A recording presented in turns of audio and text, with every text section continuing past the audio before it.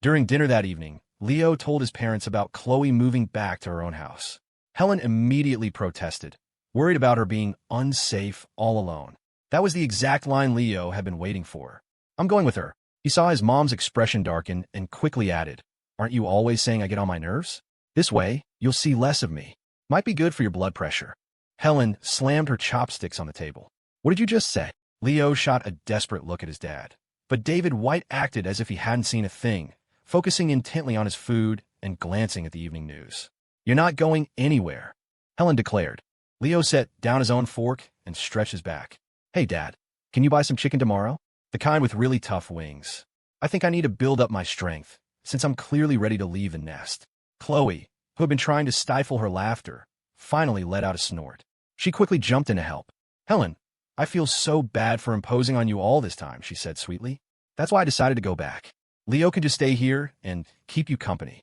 Under the table, Leo gave her a subtle thumbs up, playing hard to get. "She's even better at this than I am." Helen was about to argue again, but Leo cut her off. "Besides, that huge house of yours. It must be so lonely living there by yourself," he said to Chloe, then turned back to his mom. "And isn't her mattress imported? I bet it's amazing to sleep on." A look of understanding dawned on Helen's face. Seizing a moment of silence from Leo, she asked Chloe directly, "Honey, is it because you're not comfortable here?" It made sense. The girl had been pampered her whole life, used to the very best of everything. Their home, while comfortable, was certainly a step down. Still, she couldn't bear the thought of Chloe being alone. But letting Leo go with her, that didn't feel right either. She knew Ethan wasn't in town. A young man and a young woman, alone in a house together. If they were sensible, it might be fine. But at their age, she worried they wouldn't have any boundaries. As a doctor, she'd seen and heard too many cautionary tales. As if he'd read her mind, Leo spoke up again. "Chloe, your house is so big. It'd be no problem to have a few friends over to stay, right?" Helen finally let out a breath of relief. "Oh, good. Other people will be there." She knew Leo had said it for her benefit. She shot him a glare. "Fine," she huffed. "Chloe, if you don't mind having him around, then let him go. This kid is a lost cause. I can't control him anymore." Leo chuckled. "That's my mom, ladies and gentlemen, calling her own son a lost cause." "Shut up," Helen snapped, not wanting to engage with him any further. "In a couple of days, we're driving out to your grandma's. Are you coming with us, or are you taking your own car?" At the mention of his grandmother, all of Leo's fight vanished. "I'll drive myself." He then looked at Chloe. "Want to come with me? I'll give you the grand tour of country life." This was exactly what Helen had intended, which was why she'd brought it up in front of them. She was just worried Chloe wouldn't be comfortable in the countryside. Having Leo ask was the perfect solution. Helen had, however, underestimated Chloe. She smiled and readily agreed. "Of course. I already told you. I'm sticking with you for the holidays." Leo nodded. "Then you'd better be prepared for what that means. When I eat crawfish, you peel them for me. When I want fruit, you wash it beforehand. When I want something, you'd better remember to pay for it." He was getting more and more ridiculous, and even his father couldn't take it anymore. David cleared his throat, about to tell Leo to stop daydreaming, but was cut off by Chloe's simple, "Okay." For a second, David thought he'd misheard. He and Helen exchanged a look of pure astonishment. Then, as if on cue, Chloe turned to them. "Mr. and Mrs. White, we bought some fruit on the way home today. I'll go wash it." With that, she stood up and headed for the kitchen. His parents watched, dumbfounded. The way Chloe behaved around Leo, so docile and agreeable, was something they couldn't get used to. Was this really the same proud, headstrong princess of the Jeang Corporation? Helen sighed to herself. "Chloe, Leo has her completely wrapped around his finger." She wasn't sure if that was a good thing or a bad thing. If it were just Chloe, it might be fine. But the crucial part was there was also Sophia. Thinking of her, Helen sighed again. It felt like it had been a while since she'd seen that girl. She shot another glare at Leo. He was completely bewildered, chalking it up to menopause. Just then his phone rang. He picked it up. It was Sophia. "Our trip to got moved up," she said. "We're leaving tomorrow." "Okay, please apologize to your mom for me. I probably won't have time to see her before the holidays. But I got some little gifts for her and your dad. They should arrive tomorrow. Could you make sure she gets them?" "No problem," Leo said, and they hung up. Sophia was busy packing. Helen had overheard the call. Is Sophia leaving? For a moment, 100 possibilities flashed through her mind, and for some reason, she felt a pang of anxiety. Whether it was Chloe or Sophia, she found she was reluctant to let either of them go. If Leo knew what she was thinking, he would have snorted. Geez, Mom, pick a team. Yeah, he said. She's going to with her dad. She'll probably be there through the holidays. Helen nodded, acknowledging the news. She glanced toward the kitchen, saw that Chloe hadn't come out yet, and whispered, "If you get the chance, you can invite her over to visit." Leo gave her a long, hard look. Yep, that's my mom, all right. Leo's grandmother lived out in the country. It wasn't because she was poor. On the contrary, a few generations back, the He family had been one of the most prominent families in the region. Helen herself had been raised in comfort, and while it wasn't as extravagant as Chloe's upbringing, it was still a life of ease. It was only later, during a stint working in a rural commune, that she met David White and eventually had Leo. Today, Helen rode in Leo's car. At first, she wanted to sit in the passenger seat to experience the luxury vehicle, but after seeing the words "reserved for the idiot" taped to the headrest, her eyebrow twitched, and she decisively chose the back seat instead. From the back, she regaled Leo and Chloe with tales of her youth. Back then, on the commune, so many guys were chasing me. I have no idea what I was thinking, how I ended up with your father. Leo had heard these stories for 2 lifetimes. It was always the same few lines, repeated over and over. Helen never tired of telling them, but Leo was sick of hearing them. He absent-mindedly turned up the volume on the car stereo and started humming along to the music. Chloe, however, was fascinated. "Helen, I think even if you went back in time, you'd still end up with Mr. White. From what you've said, it sounds like it was love at first sight." Leo chimed in at the worst possible moment. There's no such thing as love at first sight.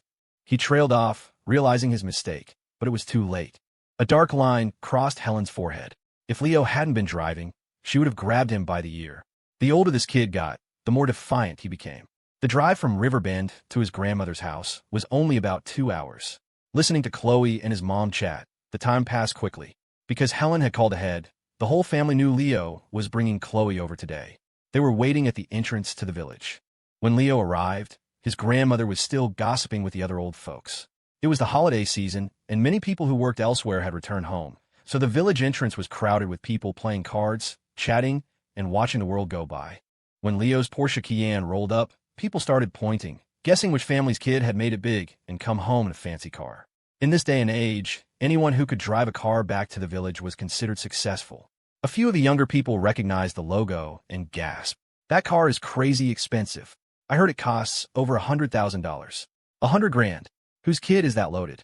At first, his grandma didn't pay it much mind. She joined the crowd, enjoying the commotion. If it had been a car under $30,000, she might have hoped it was her grandson. But $100,000? Not a chance. It wasn't until Leo rolled down the window and called out "Grandma" from a distance that she dared to believe it. When Leo got out with Chloe and walked toward her, she finally rushed forward, overjoyed. She looked Leo up and down before saying with genuine concern, "Leo, honey, have you lost weight?" Everyone else was focused on the fancy car, but the moment she saw Leo, he was all she could see. Leo pointed at Helen and started tattling. "Grandma, it's your daughter. She's been cutting my allowance. I've gone from a lean 130 all the way up to a beefy 140. I'll be 150 before you know it." Hearing the first part of his sentence, his grandma shot Helen a reproachful look. But Leo's sudden pivot left her stunned. "You brat, shut your mouth." Helen couldn't listen anymore, but Leo was defiant. In front of his grandma, he wasn't afraid of his mother at all. Maybe this was what they called the special bond between grandparents and grandchildren. He threw his hands up in a gesture of mock surrender. "Am I wrong? Have you given me a single dollar of allowance since I started college?" To keep her from worrying, Helen had never told her mother about Leo's business ventures. She'd even told Uncle Carl to keep quiet. So his grandma was still in the dark. Hearing that Helen hadn't given Leo any allowance, her heart ached. "Oh, my poor grandson. If you're ever short on money, just tell Grandma. Don't let yourself suffer." Leo nodded seriously and quickly agreed. Then he asked, "Okay, Grandma, but do you have any money?" His grandma glanced at Helen. "I don't have much, but I can ask your mother for it." Helen slapped her forehead. Of course. The moment a grandchild appears, the daughter is forgotten. Her grandmother was sharp. She ignored Helen and turned to the shy girl standing next to Leo, her smile full of warmth. "You must be Chloe. They told me you were beautiful, and they were right. Here, this is a little something from Grandma." She pulled a small, cash-filled envelope from her pocket. Chloe was flustered, feeling she shouldn't accept money from an elder, but the gesture was so heartfelt it was hard to refuse. Thankfully, Leo stepped in. "It's a local custom," he explained. "Any girl I bring home gets a welcome gift. Just take it." Hearing that, Chloe's guilt eased. Thank you, Grandma, she said, accepting the envelope. She made a mental note to find a way to give the money back later. All right, let's head back, Helen said once Chloe had taken the gift. Time's getting on, and the kids have to head back later tonight. If Helen had suggested it, her mother might have ignored her. But bringing the kids into it was different. Yes, let's go home. Grandma will cook you some cured pork. It was clear the old woman was thrilled today. Watching the happy family, the onlookers at the village entrance erupted. They had managed to restrain themselves while Leo was there, just watching silently. But as soon as they left, the chatter began. That's Oldie's grandson. Ah, that explains it. Both of their kids are so successful. Say, isn't Carl still single? He should be back today too, right? Maybe we can introduce him to one of the local girls. Might work out. That girl was gorgeous. Prettier than a movie star. I've seen Leo before. That must be his girlfriend. The news from the village entrance spread fast. In less than half a day, almost everyone knew. Oldie's daughter had brought her son home, and that boy had found himself a beautiful girlfriend. Leo's grandmother's house was one of the few in the village that was a two-story building, complete with a small courtyard for parking. The yard was filled with flowers and plants. His grandfather's main hobby was tending to his garden. Leo. Perhaps to welcome Leo and Chloe, the old man had put on a new set of clothes today. When he saw them, his face broke into a wide, beaming smile. Ah, come in. Look, the swing you mentioned last time. Grandpa built it for you. Come try it out. Leo blinked, looking at the swing hanging from the large banyan tree in the front yard. He couldn't even remember when he had made that request.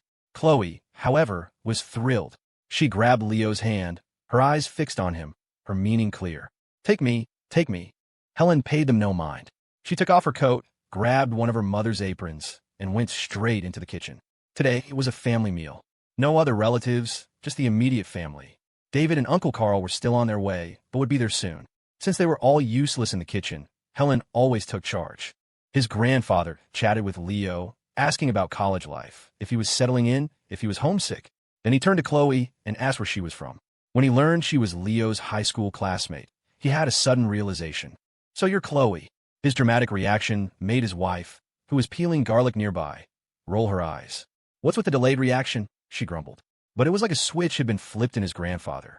He started rambling. You have no idea. This boy used to talk about this girl all the time. Chloe blushed at his words, glancing at Leo with an even softer expression. Did I? Leo muttered, honestly unable to remember. All right, you two go play for a while. We're going to cook, his grandmother said, sensing her husband was being clueless. She found an excuse and dragged him away. The courtyard was left to just Leo and Chloe. Chloe sat on the swing, gently swaying back and forth. Leo stood behind her, worried she might slip and fall. Leo, Chloe called out suddenly. After he answered, she continued, a bright smile on her face. You're Leo, and I'm Chloe. Leo's Chloe. I am now. I will be later, and I always will be. The kind you can't ever get rid of. Leo placed his hands on her shoulders and playfully pinched her cheek. Such a thick-skinned brat. Chloe wrinkled her nose, pretending to be offended. I am not. Leo leaned down, resting his head on her shoulder. Then it's a deal, my dear Chloe. Chloe nodded emphatically. MMM. Just as they were lost in their own little world, someone shouted from outside the courtyard. Leo. Hey, Leo. The voice sounded familiar. Leo walked over and opened the gate. Hey, what are you guys doing here? During his childhood summer and winter breaks, Leo had often stayed at his grandmother's, and he'd gotten to know a lot of kids his age, partners in crime for fishing and raiding birds' nests. We heard you were back, so we came to see you. And you brought your girlfriend.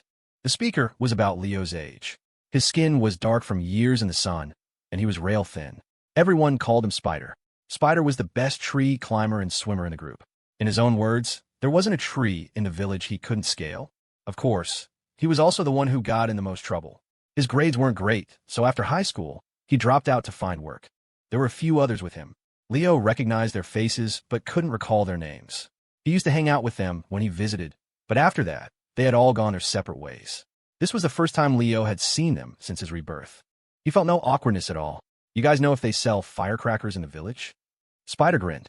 Not in the village, but they sell them in town. It's a long walk, though. I've still got some left. You want him? Leo didn't hesitate. Yeah. After Spider pulled the firecrackers from his bag, Leo called out to Chloe in the yard. Come on, I'll show you something fun. Chloe had heard their conversation, so it wasn't hard to guess what Leo was planning. She felt a jolt of excitement. Growing up, she'd always had to be mindful of etiquette and manners. She'd never once played with firecrackers in her life. Coming. When Chloe appeared, the boys all froze. Whoa, Leo, is this your girlfriend? She's beautiful. One of them couldn't help but blurt out. Chloe smiled sweetly. Thank you. For some reason, a flicker of sadness crossed Spider's face, but it vanished as quickly as it appeared. Leo, want to go down to the fields?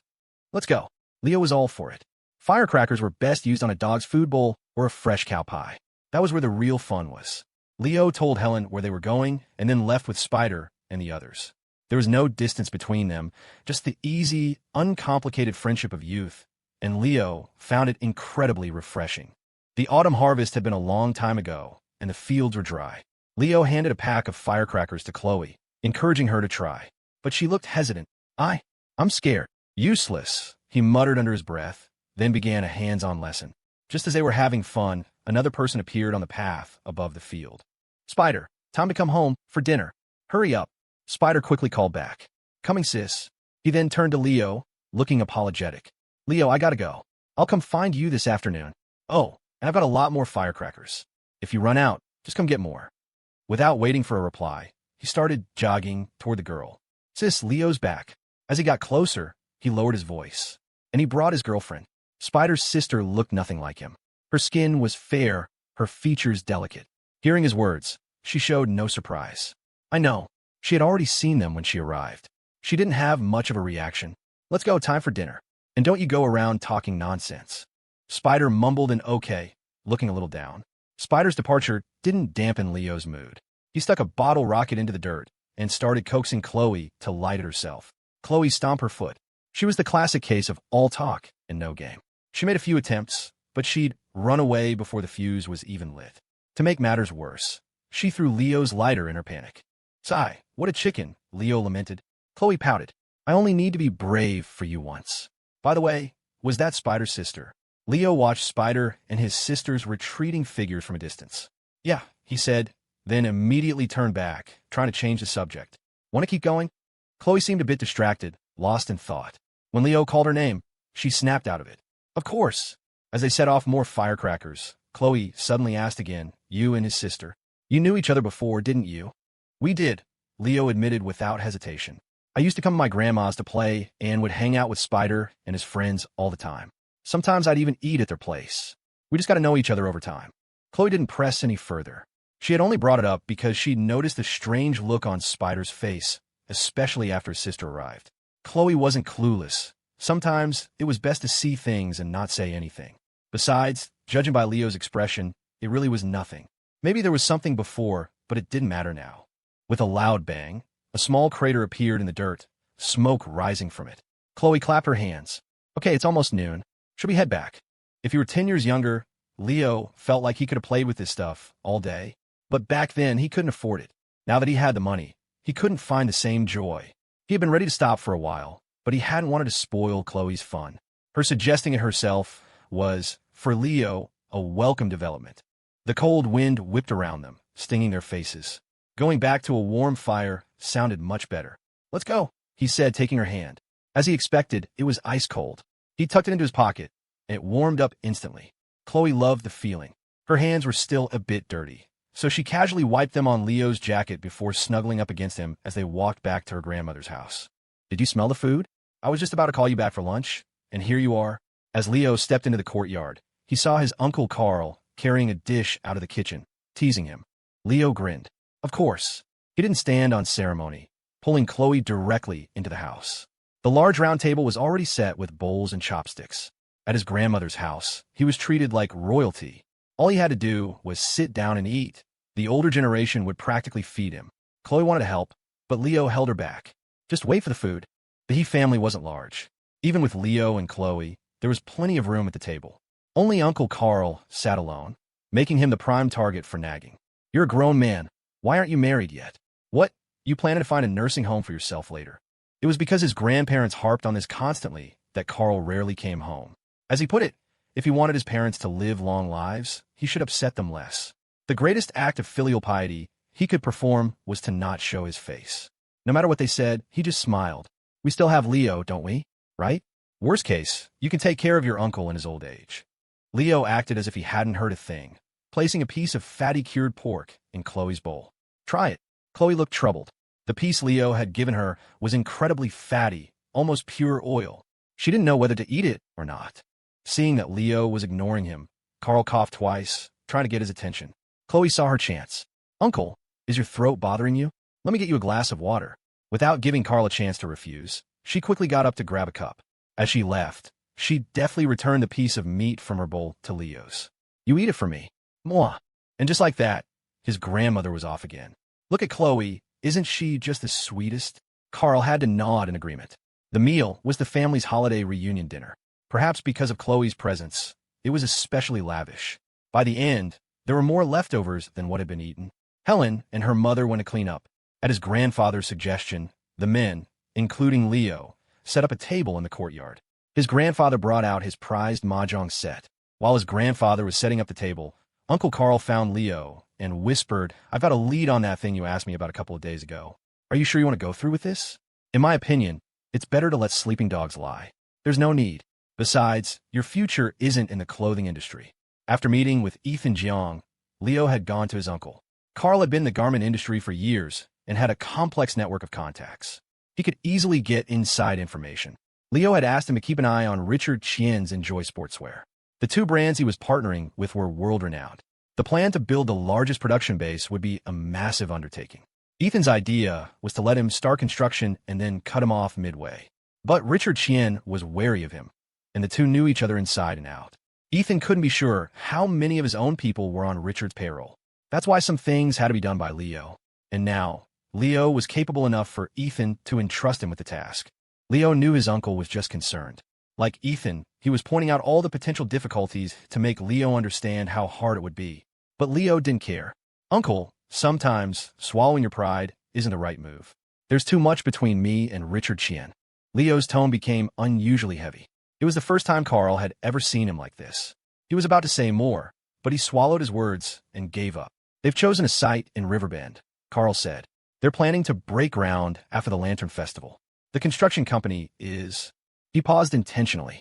After a moment, he continued. It's the same one that built the Rush Sportswear Industrial Park. I heard Richard Chien specifically requested them. Leo fell into deep thought. This didn't seem like good news.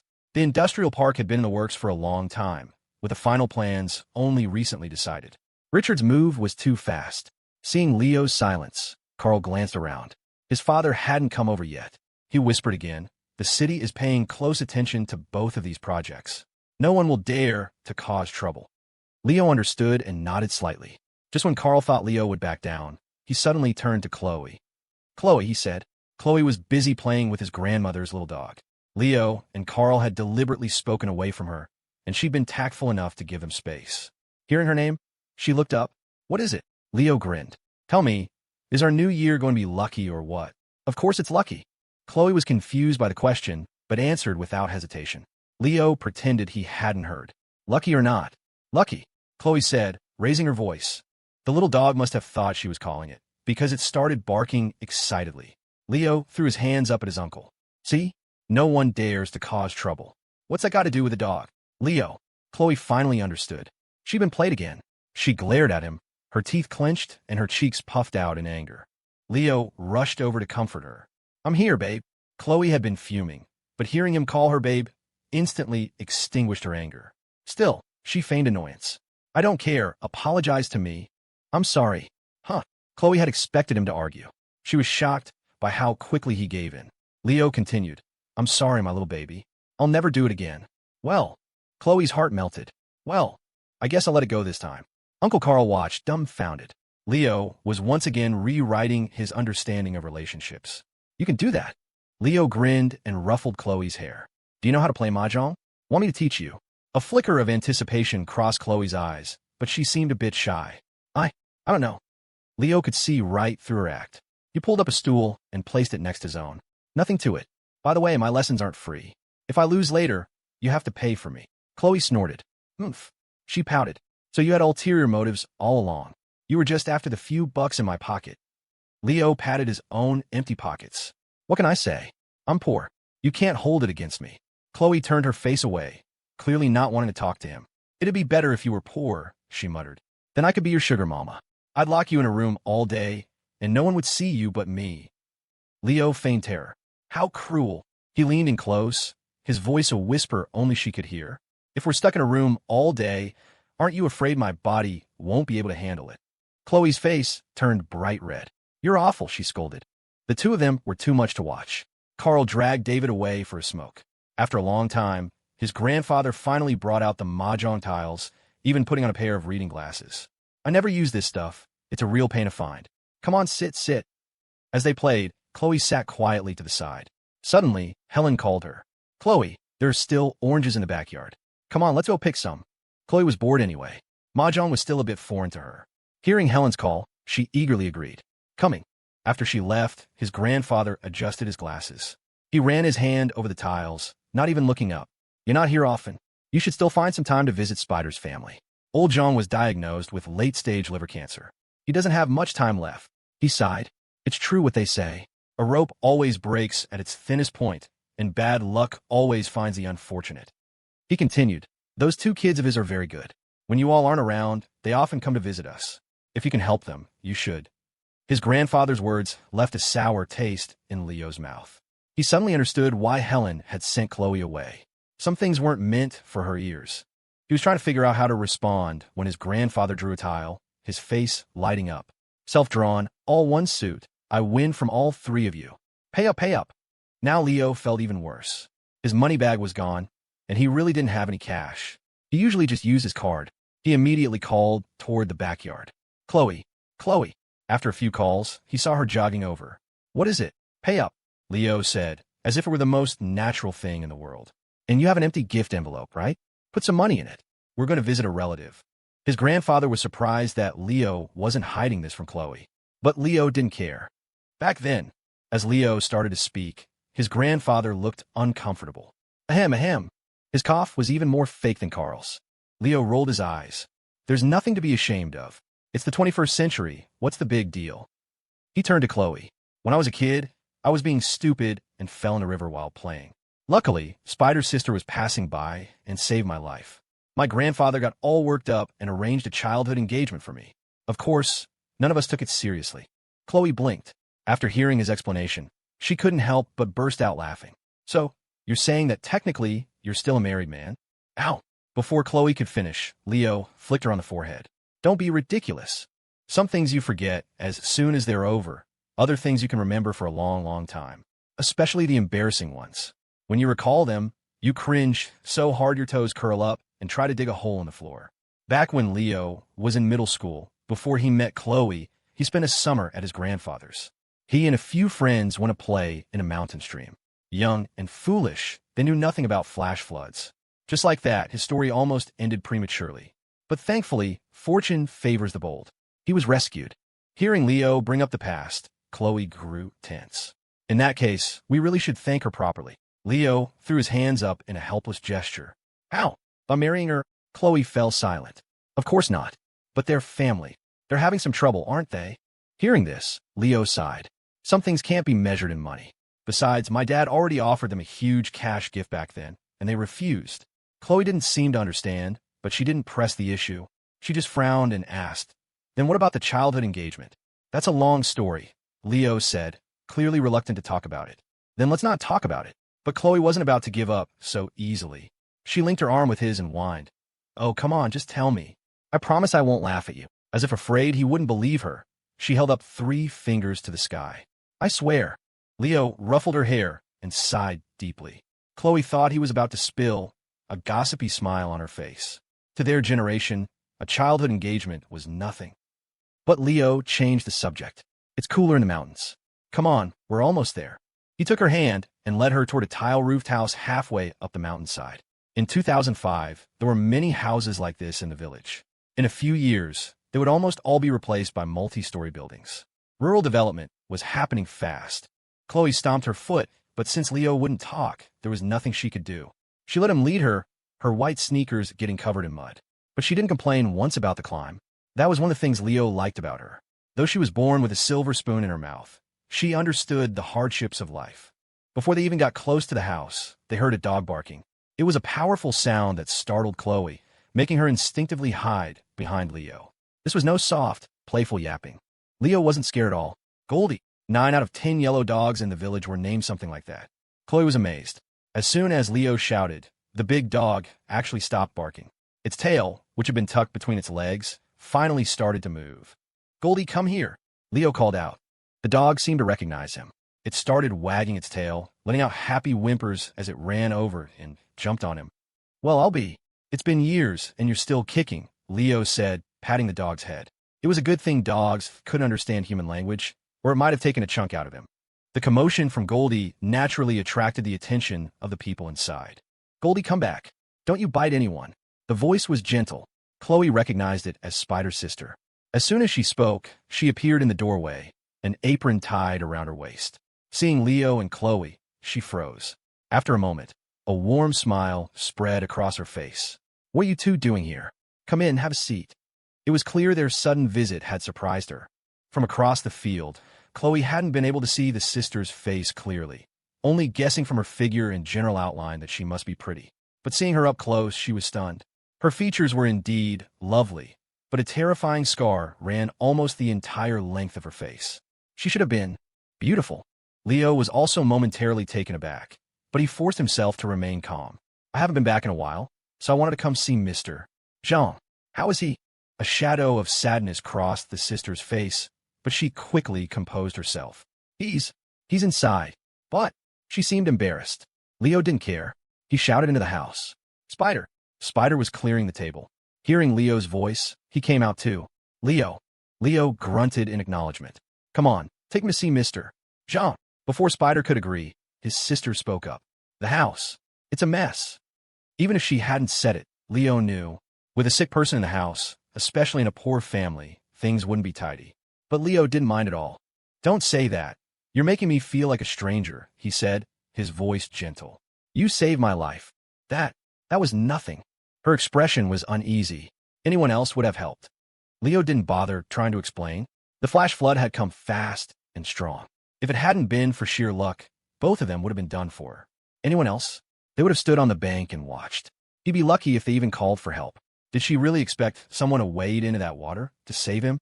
When she saved him, she had truly risked her life. Otherwise, she wouldn't look like she did now. "All right, let's go. I haven't seen Mr. Jeang in a long time." Without waiting for their reply, Leo started walking toward the house. But just as he was about to step over the threshold, he turned to Chloe. "You stay out here and play with Goldie for a bit. Give me the gift." Seeing that Leo wasn't letting Chloe inside, his sister, for some reason, seemed to relax.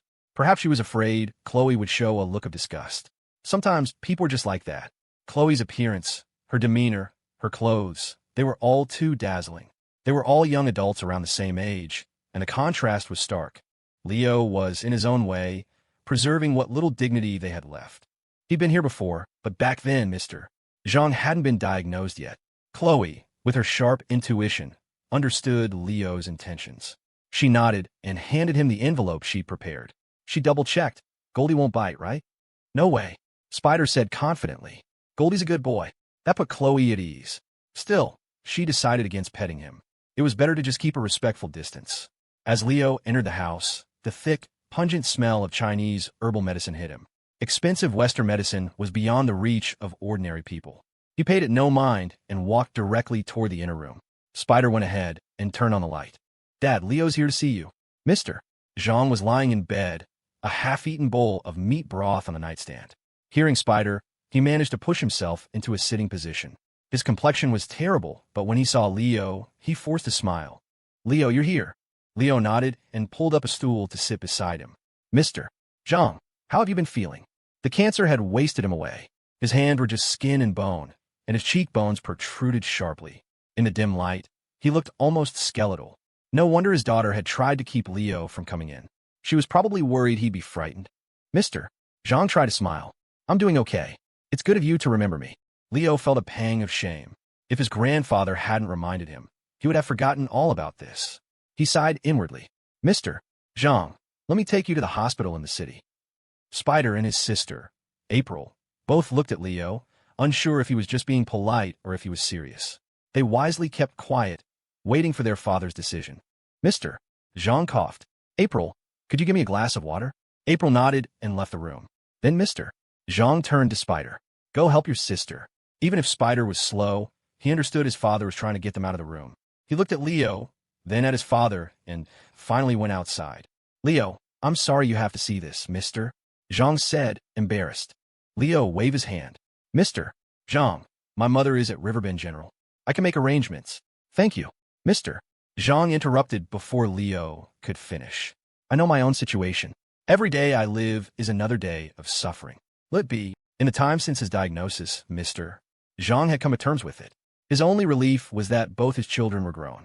Leo, Mr. Jeang has a favor to ask you. As he spoke, he looked incredibly ashamed. I know it's forward of me to ask. You can say no. In Leo's memory, Mr. Jeang had been an honest and kind man his entire life. Even after his wife left, he'd never uttered a single curse word. He had never asked anyone for anything. Mr. Jeang, if it weren't for April, I wouldn't be here today. The fact that you didn't blame me back then is something I'll be grateful for forever. For you to ask for a favor now, you're putting me on the spot.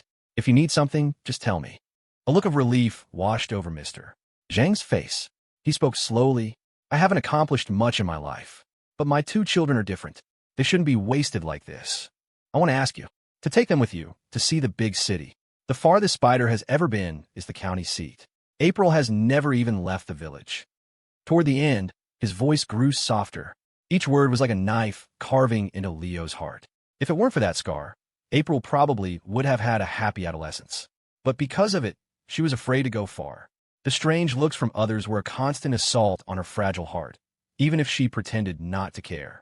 Mr. Jeang, that was my plan all along, Leo said. And the field of cosmetic surgery is advancing quickly. Medical technology is getting better and better. April will have a chance to recover. Mr. Jeang didn't know if Leo was just comforting him or being serious, but he knew his intentions were good. Thank you. This is my only wish. Leaving the Zhang's house, Leo's mind was in turmoil. In his past life, he had remembered them. After Mr. Jeang passed, he had arranged jobs for Spider and April and helped April get reconstructive surgery for her face. But later, due to various circumstances, they had slowly lost touch. So much so that Leo had nearly forgotten about it all.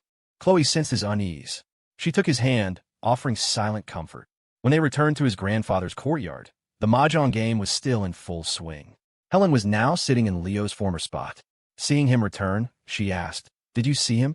When Leo nodded, she continued, "Your grandfather showed me his medical records. He has. Maybe a month or 2 at most. Those 2 kids are very good." She didn't say more. She trusted Leo would understand. "I talked to Mr. Jeang," Leo said. "After the Lantern Festival, I'm taking Spider and April to Oregon with me. It just so happens I need people. And about April's scar, could you ask around? I'm sure there are similar surgical cases in South Korea, right?" Helen put down her mahjong tiles. The others at the table fell silent. When Leo had been rescued, the whole family had seen April as a savior. They had always been concerned about her. They had offered a lot of money, enough to ensure she would be comfortable for life. But the Zhangs had stubbornly refused every penny. That was why Leo's grandfather had said Leo should take responsibility for April for the rest of his life, which led to the whole childhood engagement business. Everyone knew it was a joke. No one took it seriously. But they had always looked out for the family. If anyone in the village dared to bully April because of her scar, the He family was the first to stand up for her. They had a lot of influence in the village, so no one dared to cross them. Even the mischievous children knew not to joke about it. Helen sighed. "I've been keeping an eye on developments in that field, but for now, it's still not perfect. But don't lose hope. In a few years, things will be much better. Technology is advancing at an incredible pace these days." Leo never doubted that. He had seen that future with his own eyes. "All right," Helen said, stretching and getting up from her chair. "Now that you're back, we should get going. It's time to head home." His grandparents were not happy. "You just got here, and you're leaving already," they complained. Helen looked helpless. "It's not me who's busy. It's your grandson. You saw that car out front, right? Over $100,000. He bought it himself." His grandparents had assumed Helen and David had helped him buy it. Now, hearing that Leo had bought it himself, they were shocked. But Leo retorted, "Did you see me buy it with your own eyes?" Helen was confused, not understanding what he meant. Leo pursed his lips and mouthed silently. "Sophia gave it to me." He even gave a little wink. Even Helen was getting angry now. "You really are a bastard." On the way back, it was just Leo and Chloe in the car. Knowing that Leo was going to stay at Chloe's, Helen didn't ride with him this time. What she didn't expect was that after Leo dropped Chloe off, he didn't get out of the car himself. When will you be back? Chloe asked, wisely choosing not to ask where he was going. Some things were better left unsaid. The second or third day of the new year, probably. While I'm gone, make sure you eat properly. Chloe pouted and muttered, I know you're fussier than my dad. Ah, Leo scoffed. He turned to Gabby and Ing, who were staying with Chloe. She can be a bit of a handful, so please bear with her. They had been around Chloe for a while now. Honestly, Chloe's temper was already pretty good. They knew Leo was just being polite, but they still agreed. Don't worry, Leo. We'll take good care of Chloe. Leo corrected them. She's a big girl. She knows how to take care of herself. Just don't let her get bored. Ing giggled behind her hand. Gabby's expression was neutral as she simply said, got it, while sneaking a couple of glances at Leo. Don't worry, Leo. We'll take good care of Chloe. Leo corrected them. She's a big girl. She knows how to take care of herself. Just don't let her get bored. Ing giggled behind her hand. Gabby's expression was neutral as she simply said, got it, while sneaking a couple of glances at Leo. After a few more words with Chloe, Leo rolled up the window, hit the gas, and drove to Laura Yin's apartment building. She was already waiting for him. When she saw his car, she walked right over. Leo didn't even turn off the engine. He just got out, vacating the driver's seat. Laura sighed, but dutifully got in. Once Leo was settled in the back, she said dryly, you're a big shot boss. Can't you hire a driver? It's the holidays, and you're not even a little bit sorry for bothering me. Only Laura would dare speak to Leo with such an impatient tone. Anyone else, regardless of whether they wanted to or not, would never have such a bad attitude. Fortunately, Leo had no intention of arguing with her. After hearing so much flattery, her backhanded complaints were, strangely enough, a breath of fresh air. Besides, she always delivered, grumbling all the way but never saying no. Leo had asked Laura to come for a reason. He wanted to use this opportunity to discuss a few things with her. He intended for Laura to stay in Riverbend for the time being, not just to oversee the construction of the Rush Sportswear Industrial Park, but for another matter as well. That certain executive. He hasn't been giving your dad any more trouble, has he? Leo asked, rolling up the window to block out the noise. Laura focused on driving. Hearing Leo bring this up, her voice softened considerably. She was genuinely grateful to him. With a powerhouse like you watching over things, how could he dare? Leo got straight to the point. His company recently took on 2 major projects. One is ours. He paused, trying to be dramatic, but Laura seemed to have already figured it out. She finished his sentence. You want to make a move on the other project? Leo's silence was his confirmation. After a moment of thought, Laura said, that might be a bit tricky. Before Leo could speak, she added, I'll do my best, but you need to give me the bottom line. How far do you want to take it? This was what Leo admired about her. After Rush Sportswear took off, many talented people had reached out, expressing interest in working for the company, including some well-known figures Leo recognized from his past life. But no one could replace Laura. She was capable, smart, and didn't play games. People like her were hard to find. Leo didn't plan on hiding anything from her. He told her what he knew. The handling group is Richard Chin's company. We've had issues in the past. Big ones. He's tried to ruin me several times. I have no intention of letting him off easy. Laura knew a lot about Leo's past, so she understood what issues he was talking about. This was a blood feud. It made sense. The Rush Industrial Park had just been put on the agenda, and now his rival was planning to build the largest garment production base in Riverbend, even demanding the same construction company. You'd have to be an idiot not to see there was something going on. Laura's expression turned serious. Understood. Then she suddenly added, Boss, you really need to hire a driver. And a secretary. You shouldn't have to do everything yourself. Leo was completely ungrateful. What you mean is if I arrange things personally, you have to do them personally, and it's harder to delegate, right? He said tartly. Laura gave a sly grin and didn't deny it. Her current position wasn't supposed to be this exhausting, but Leo gave her too many tasks.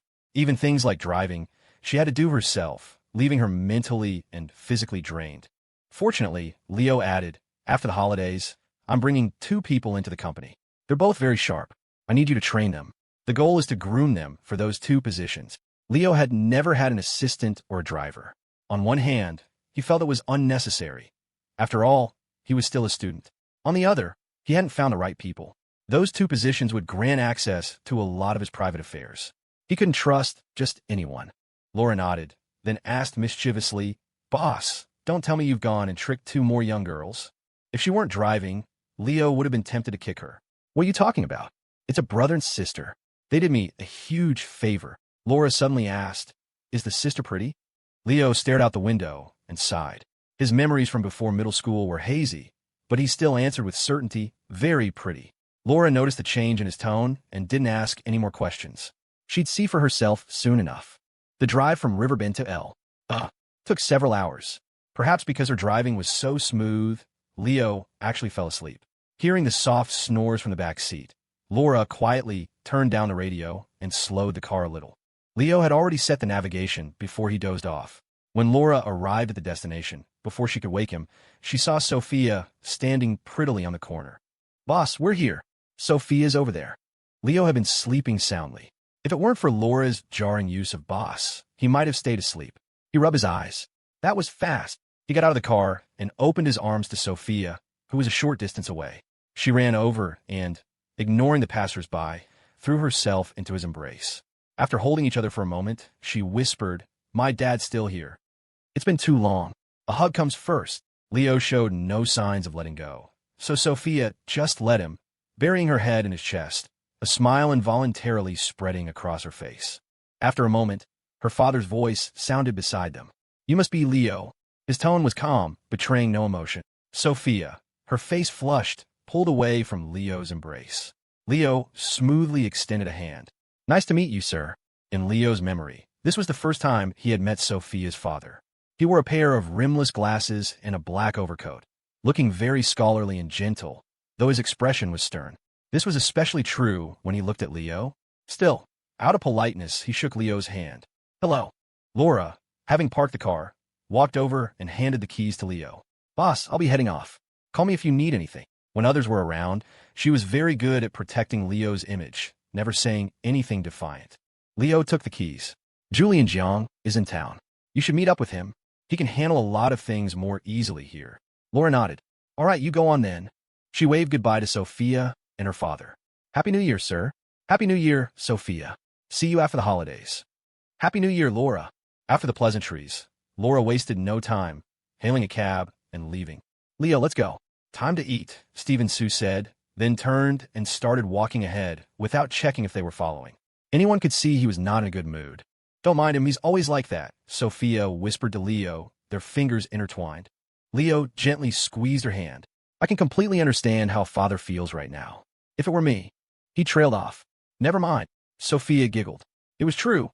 Leo had been through this before. "So, how is it taking Chloe home? Did you get a lot of welcome money?" Though Sophia tried to sound casual, he could hear the faint trace of disappointment in her voice. How could the ever-thoughtful Helen forget about her? Leo pulled a few envelopes out of his pocket.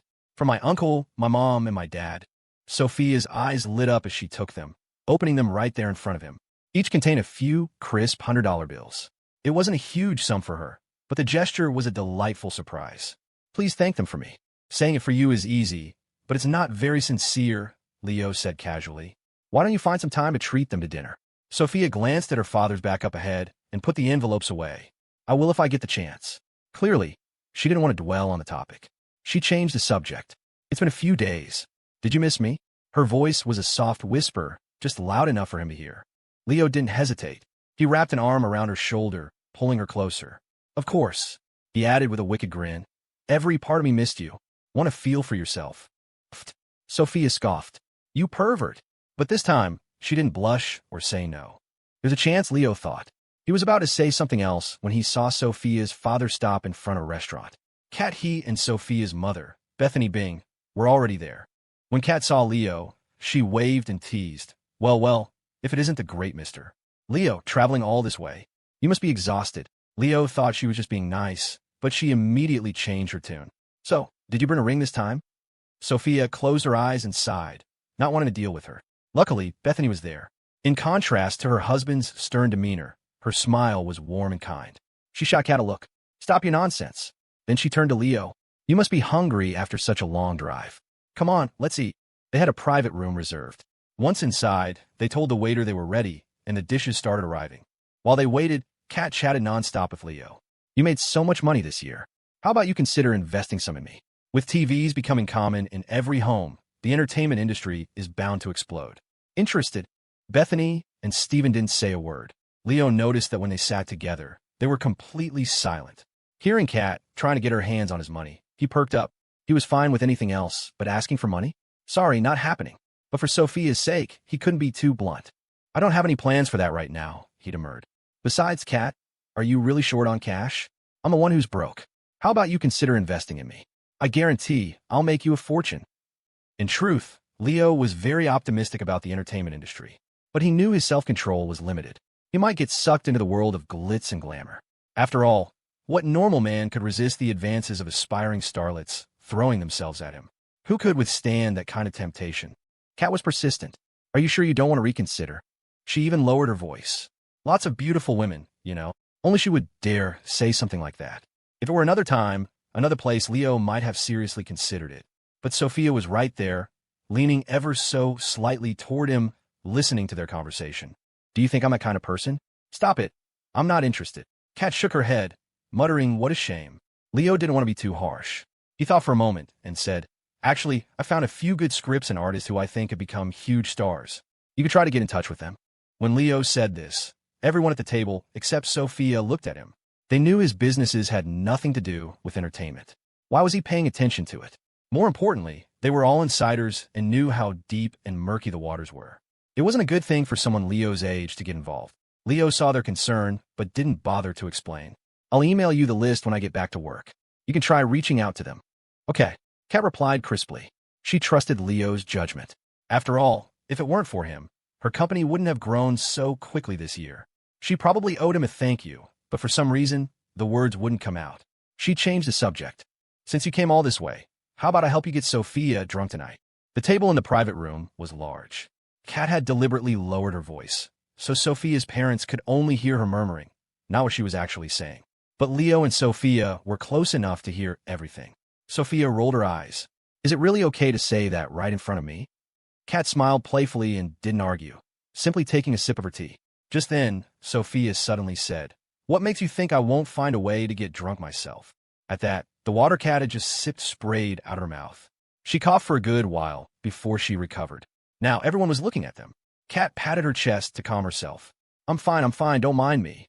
Sophia continued to eat calmly, but one of her hands was under the table, resting on Leo's thigh, giving it a gentle squeeze.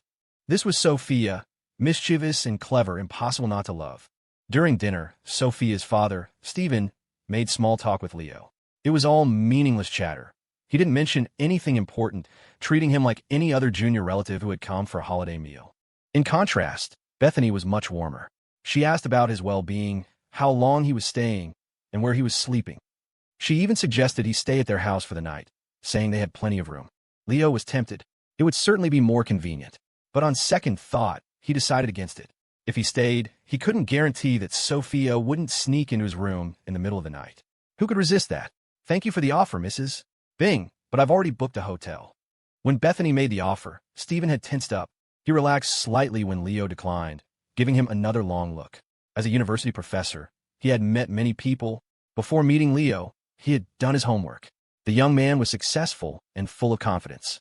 His family and his abilities were impeccable. If that were all, combined with Sophia's affection for him, he would never have interfered. He would have even wished them a happy life together. But some of the things he'd done were just unforgivable. Riverbend wasn't that big, and he had many acquaintances in the education sector. It didn't take much digging to find out that for all 3 years of high school, Leo had been infatuated with another girl. If that were the only issue, it would be one thing. But now, it seemed he was still involved with that girl. If Sophia and Bethany hadn't insisted, he wouldn't have even come to this dinner. To be polite to him? He was sorry, but he just couldn't. The fact that he wasn't yelling at him was already a testament to his self-control. After dinner, time was getting on. He proposed. Leo, where did you book your hotel? Why don't we head over there now? Leo was about to say it wasn't far, but before he could, Stephen turned to Sophia. Sophia, my stomach is a little upset. Do we still have that medicine at home? I don't know where it is. Can you come home and help me find it?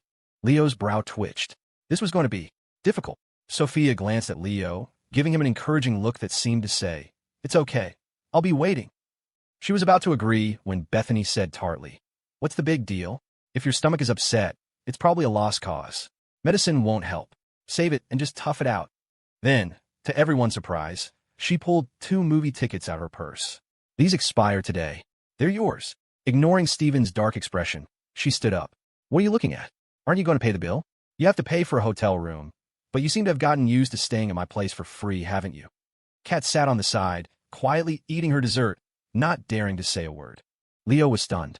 In his memory, Sophia's mother had always been gentle, elegant, and graceful. What was this? Stephen didn't get angry. He stood up, looked at Leo and Sophia, and, after a long moment, said quietly, "Come home early." Then he left the room, presumably to pay.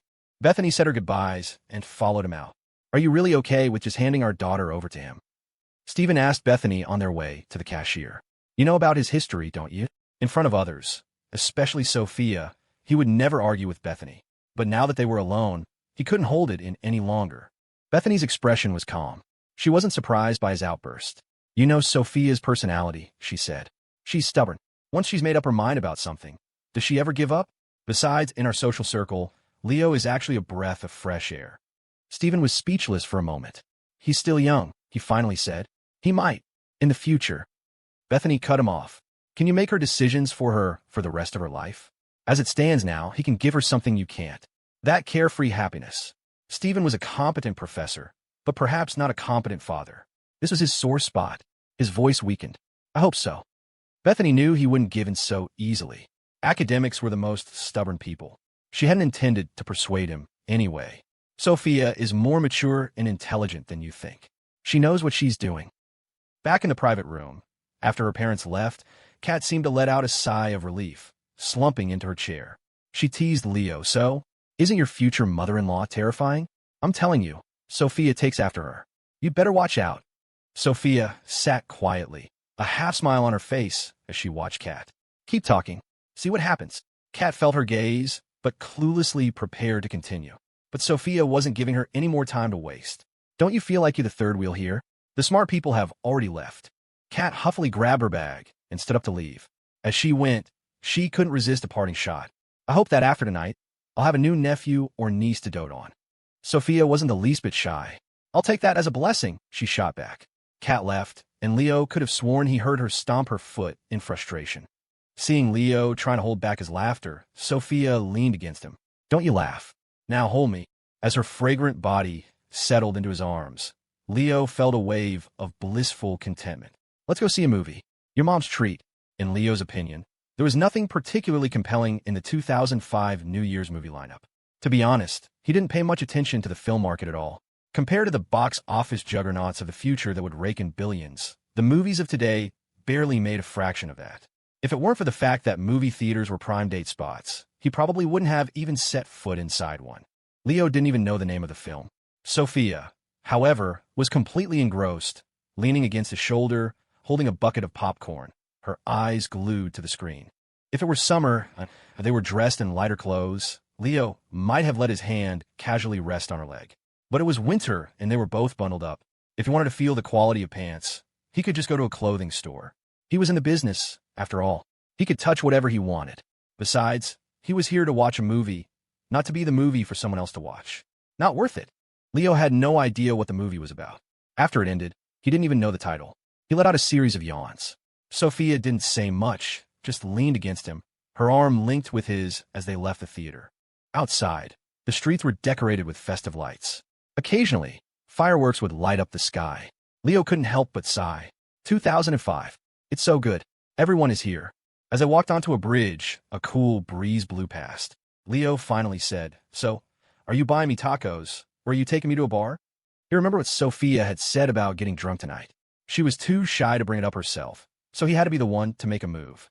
Sophia giggled, turning to face him and hooking her arms around his neck. They stood there, eye to eye, and it felt as if the whole world had gone silent, leaving just the two of them in the fireworks and sky. "Hey, handsome," she said, her voice full of rare anticipation that made it impossible for Leo to say no. "For the new year, promise me one thing, okay? One thing isn't enough.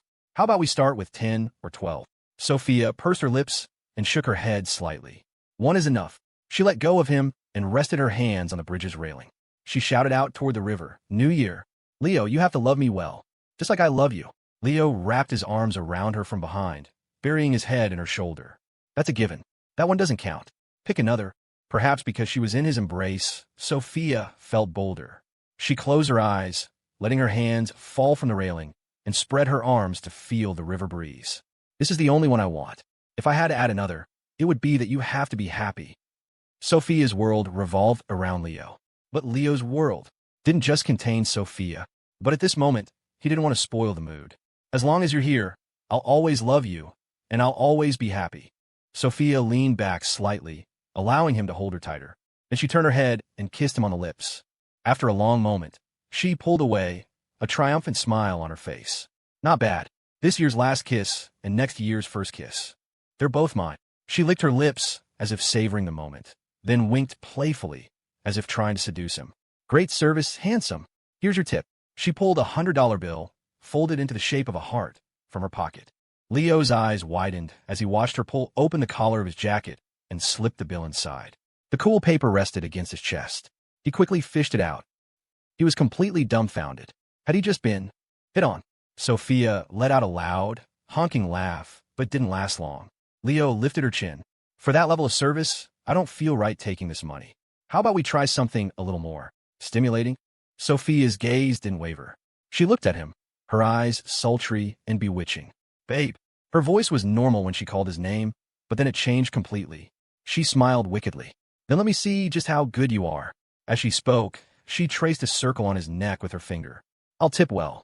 Leo grabbed her hand and placed it on his chest. Sophia. Sophia was not pleased with the name. Don't call me Sophia, she retorted.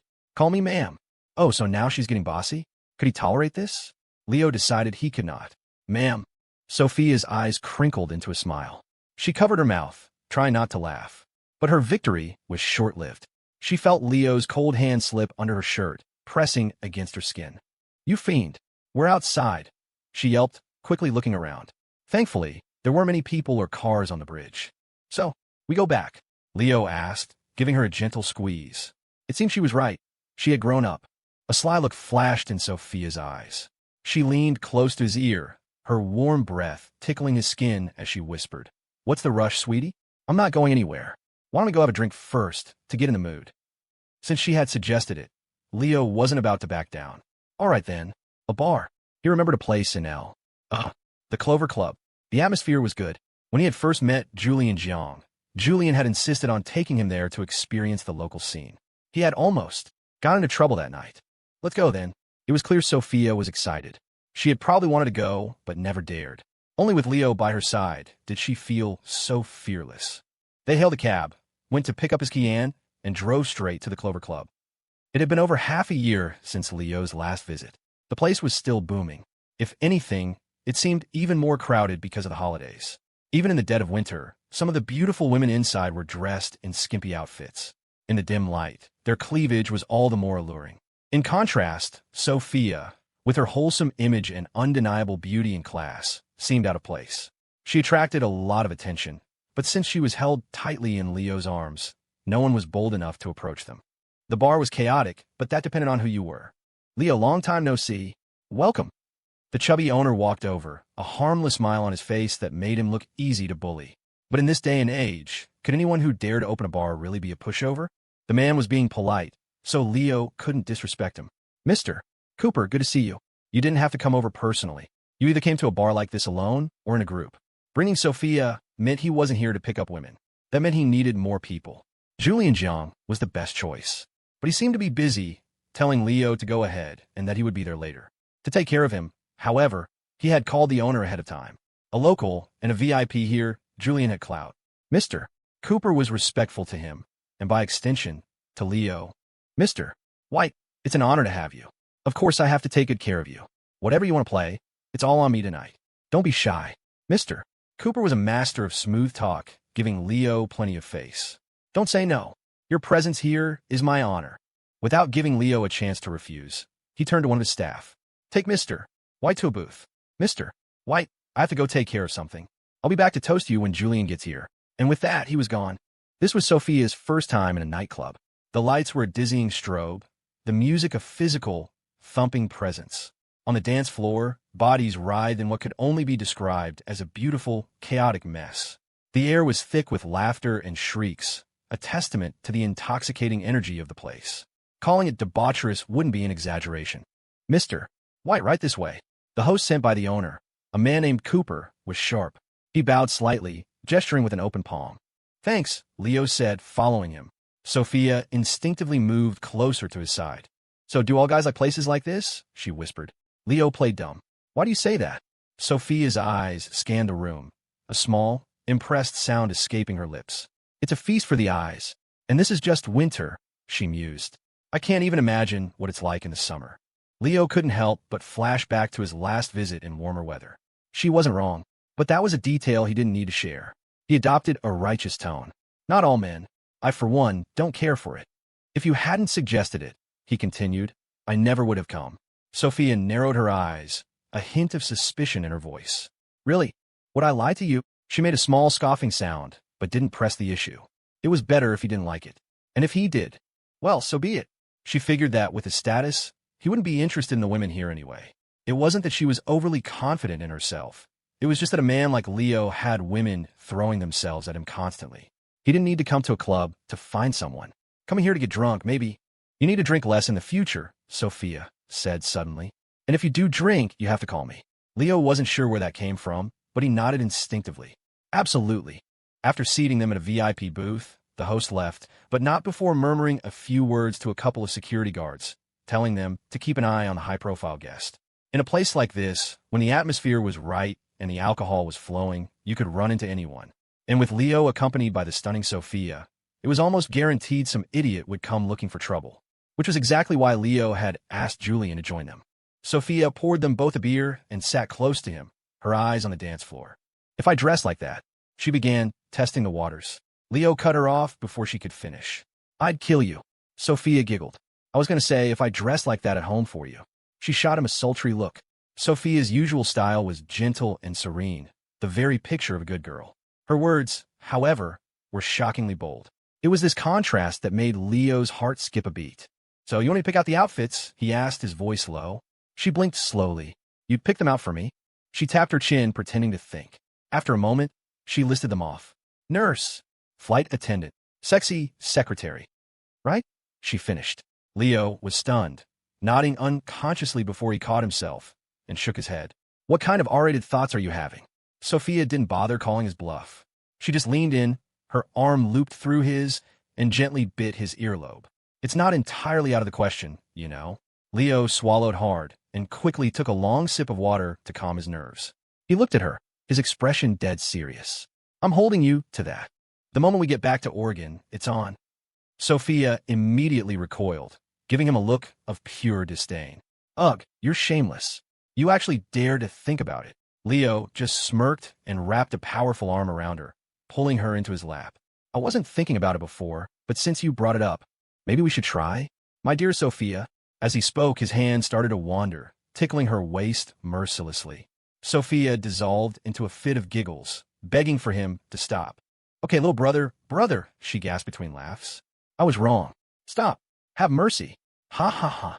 Leo knew she was ticklish, especially on her waist. Every time he so much as touched her there, she would melt into his arms. Tonight was no exception. It was a common enough scene in a nightclub, though most of it was just for show. Just as they were laughing, a beautiful woman in a high-slit cheongsam and a fur shawl approached their table, a wine glass in hand. Hey, handsome, buy a girl a drink. Her voice was deliberately affected, her eyes playfully teasing him. Objectively, her figure was impressive, but she wasn't Leo's type. Sophia and Chloe were just right. No, he said flatly. His blunt rejection made her smile falter for a split second, but she was a pro. She recovered instantly. Well, that's a shame. She raised her glass to him anyway. Even if you're not willing, handsome, I'll still toast to you. With that, she drained the glass of red wine in one go. Lola, why are you giving this guy the time of day? He's got no class, someone who knew her grumbled nearby. But Lola, as she was called, just kept smiling. She discreetly slid a business card onto the table. Handsome, I know a lot of beautiful women. All types. It was a common club tactic. They watched you from the moment you pulled into the parking lot, noting the car you drove to gauge your wealth. Then they tip off their partners inside. Even if nothing happened that night, a connection was made. Leo was young, had a beautiful woman on his arm, and drove a luxury car. He was their prime target. As for Sophia, in their eyes, what rich kid didn't have a few flames? Even if she was the girlfriend, girlfriends could be replaced. Everyone knew that connections made in a club were just for fun, a transactional relationship with no strings attached.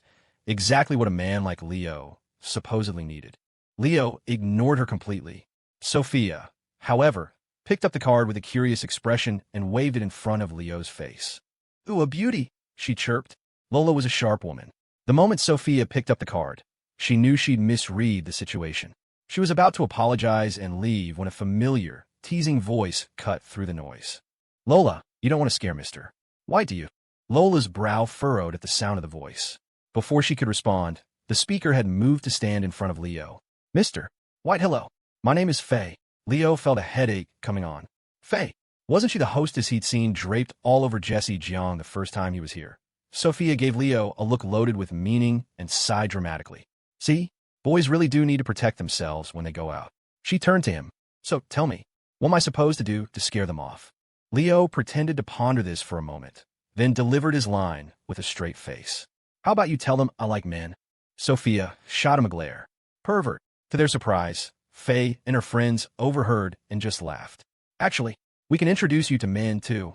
Their services were apparently quite extensive. Sophia didn't hesitate.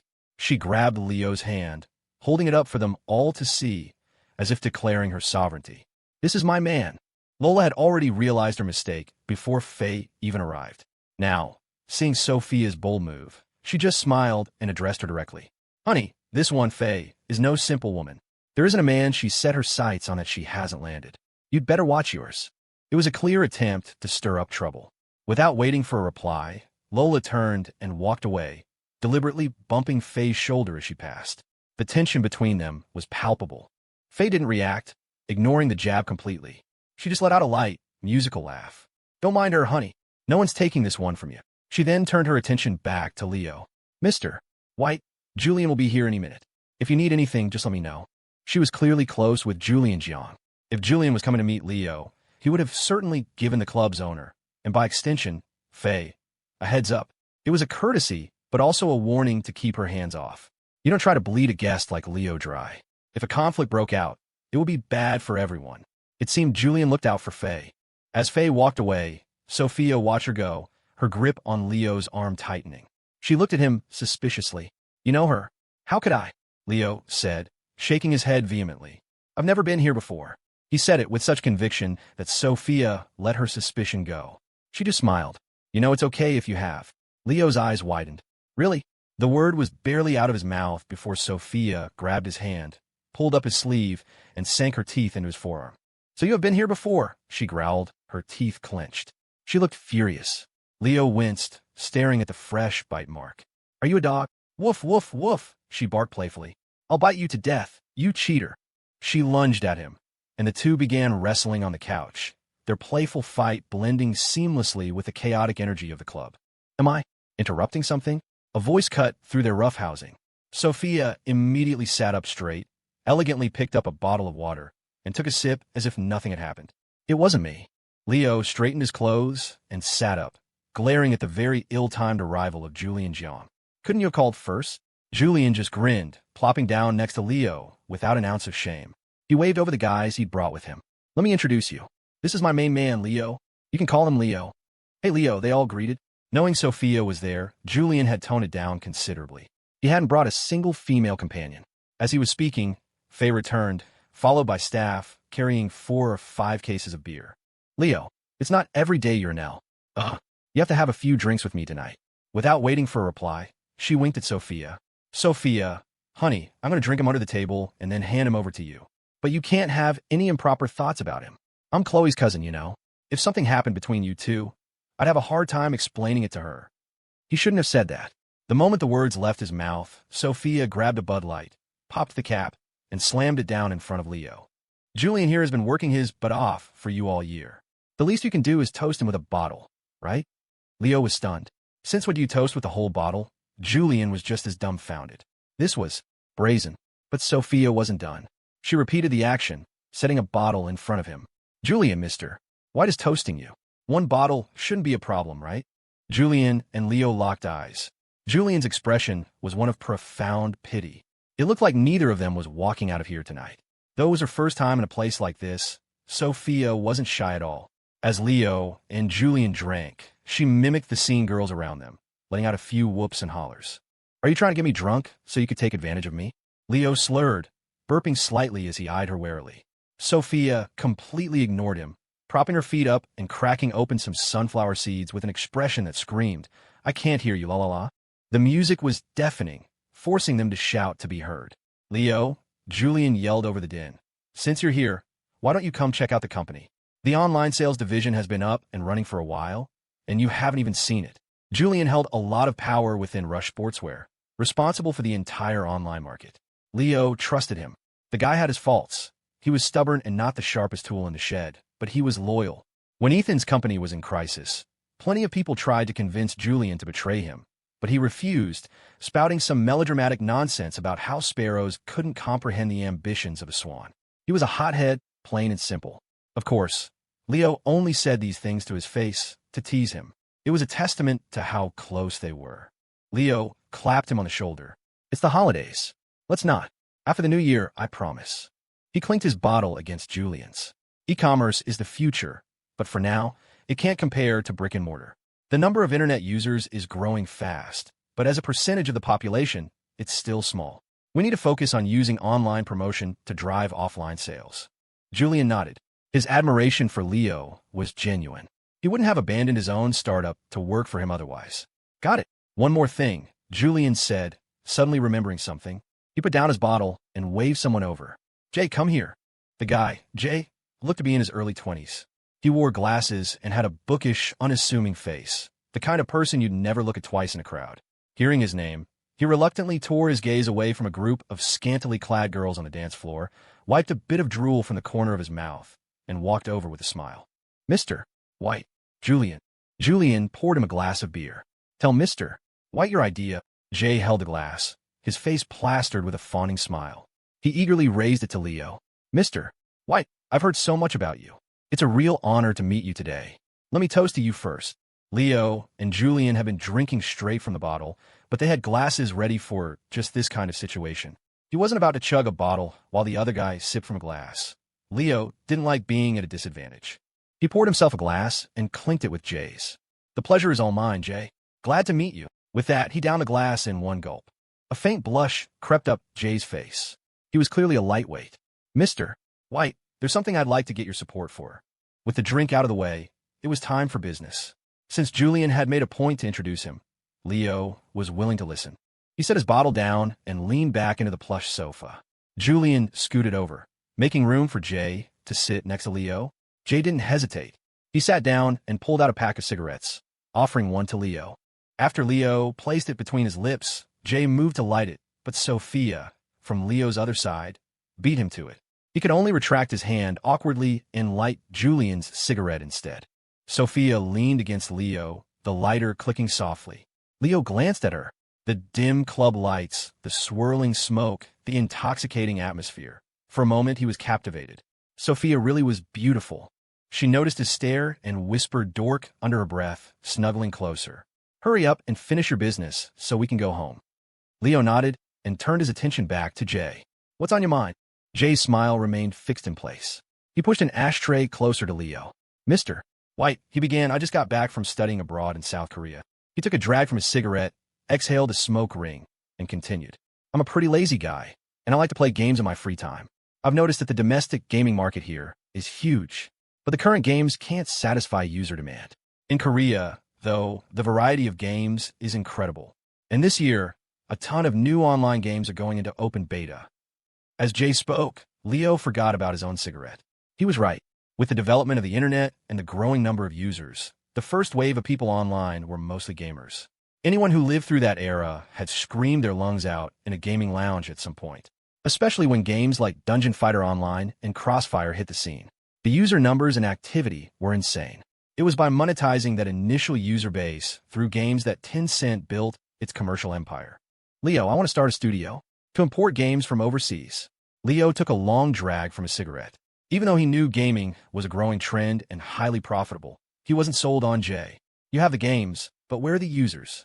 Tencent was able to make its games a nationwide phenomenon, not just because they were high quality, but because of QQ's hundreds of millions of active users. Any other company would have probably failed. Leo thought Jay had a good eye for trends, so he didn't reject him outright. And it was a big if, he had a way to attract users, Leo wouldn't mind making a small investment. Money was useless sitting in a bank. Its true purpose was to be spent. Jay's smile faded. This was why he had come to see Leo. "Money," he said firmly. "We spend money. Leo laughed, picking up a bottle to pour him another drink. Go on. For some reason, Leo was suddenly reminded of the cheesy game ads of the future. Gold recovery. Make money while you sleep. Could this Jay be some kind of business prodigy? Then Leo was disappointed. We spend money on advertising. As long as we get enough exposure, some people will try it. Then we build up a good reputation. It shouldn't be a problem. The look of disappointment on Leo's face was obvious. He patted Jay's shoulder. The guy was thinking too small. Still, he asked, how much money do you need? Jay suddenly looked nervous. He stammered for a moment, too scared to say the number. It was Julian who nudged him. Be bold. Mister, White has money. Just say it. Emboldened by Julian, Jay finally managed to squeak it out. 500,000. After saying it, he seemed to think it was too much and might scare Leo off. He quickly added, 300,000 would work too. Leo clutched his chest dramatically, as if he'd been frightened. Is that okay? He didn't answer. He just glanced at Julian. You could probably handle 3 or 500 grand for him, right? Julian just grinned, not caring if it was appropriate to say this in front of Jay. I'm not sure. You got the good eye. What do you think? If it's a good deal, I'll just buy a small stake. Julian had many virtues, but the one Leo appreciated most was his self-awareness. He knew his own limits. He was interested, but since his own money was hard-earned, he'd rather let the guy who made money easily test the waters first. Leo was speechless. He didn't want to deal with him. He turned back to Jay. All right, here's the deal. I'll give you 100,000 to start. You go and negotiate the licensing rights for the games. Once you've secured them, come back and talk to me. By the way, I've heard of a couple of games that seem promising but haven't been released yet. You should look into them. Seeing Leo agree, Jay was overjoyed. It was only 100,000 to start, but it was a start. He nodded eagerly. Yes. By the way, what were the names of those games you heard about? Leo tried to recall. There's a racing one, with big-headed cartoon characters and go-karts.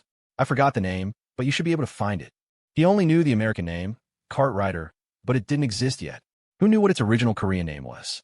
Not every game had an easy-to-remember name like Crossfire. He thought for another moment. There's also a side-scrolling, dungeon-crawling brawler with multiple classes and gear grinding.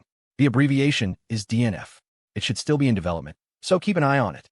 When Leo mentioned that, the cigarette fell from Jay's hand. Leo, how do you know about that game? He shouted. His sudden outburst quieted the area around them. Even Julian was startled. He smacked Jay on the back of the head. What are you yelling for? Jay rubbed his head, embarrassed. Sorry. I just got too excited. Leo, that game. A few of my friends from my program back in Korea are the ones developing it. I only came to you because I knew about it. With Leo's financial backing secured, Jay was already itching to start his studio. He even had a slogan ready. We don't make the games, we just bring them to you. The domestic market needed foreign games, and foreign developers needed the domestic market.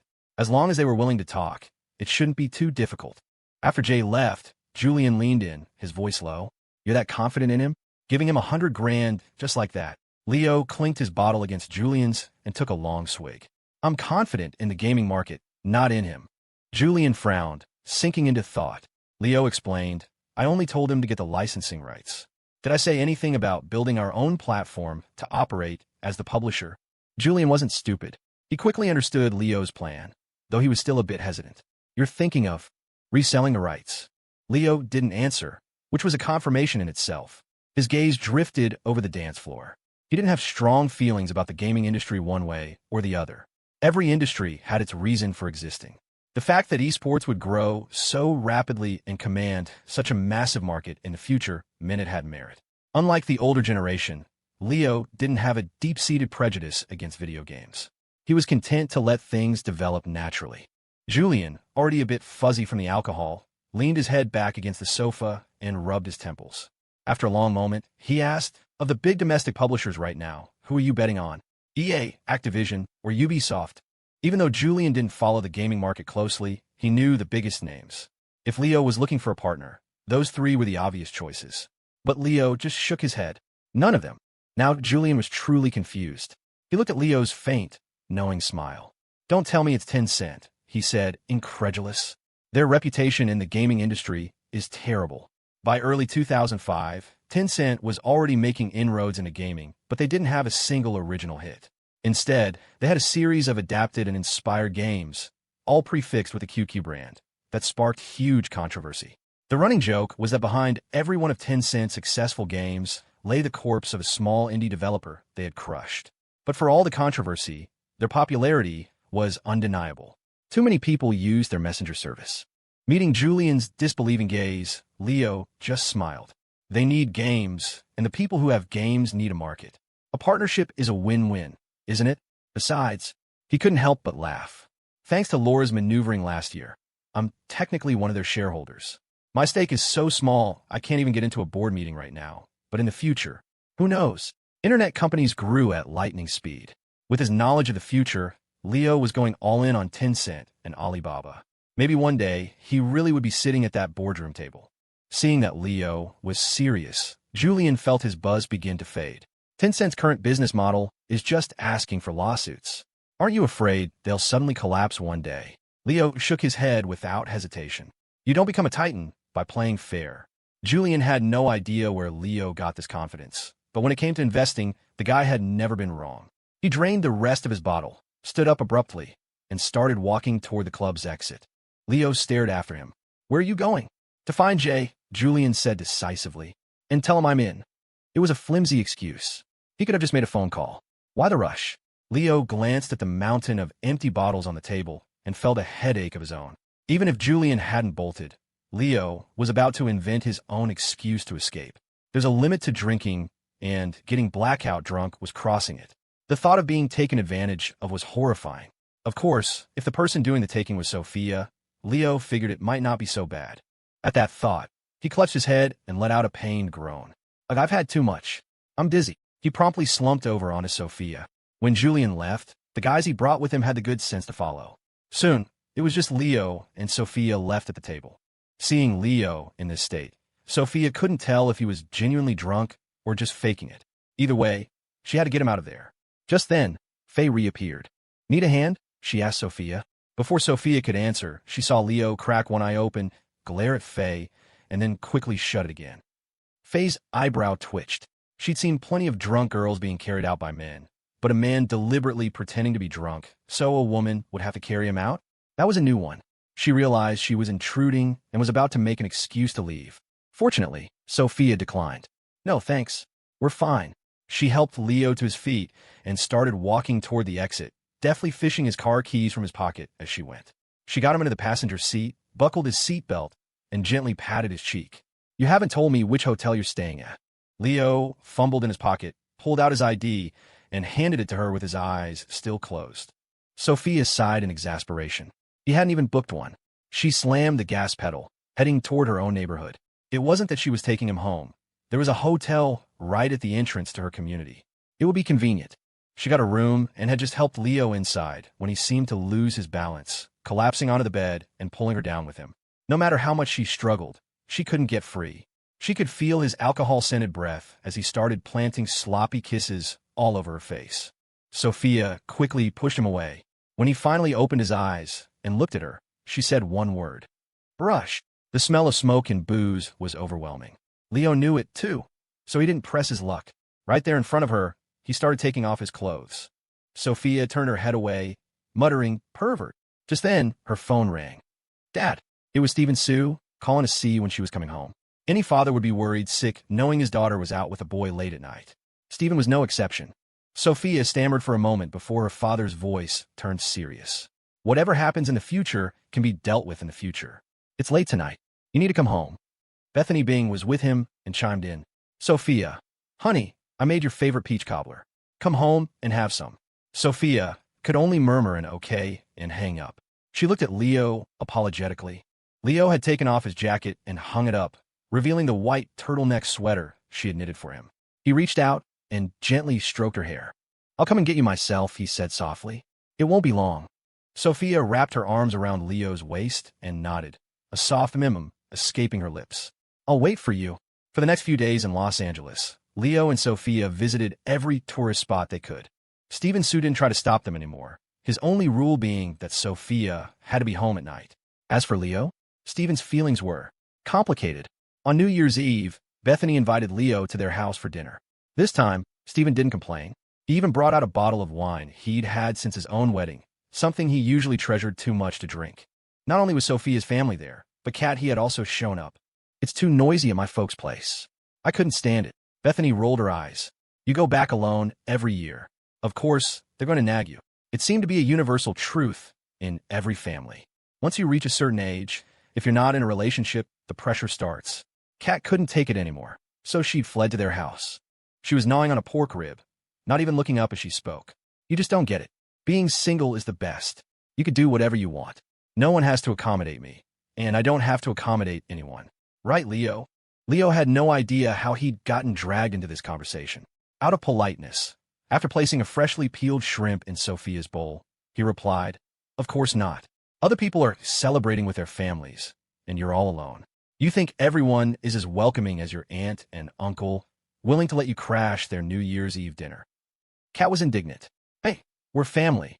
We're related by blood. What about you? What gives you the right to be here, mooching a free meal?" Leo immediately put on an air of entitlement and pointed to the feast on the table. "I cooked it. You got a problem with it, don't eat." Leo might not have many skills, but he could cook.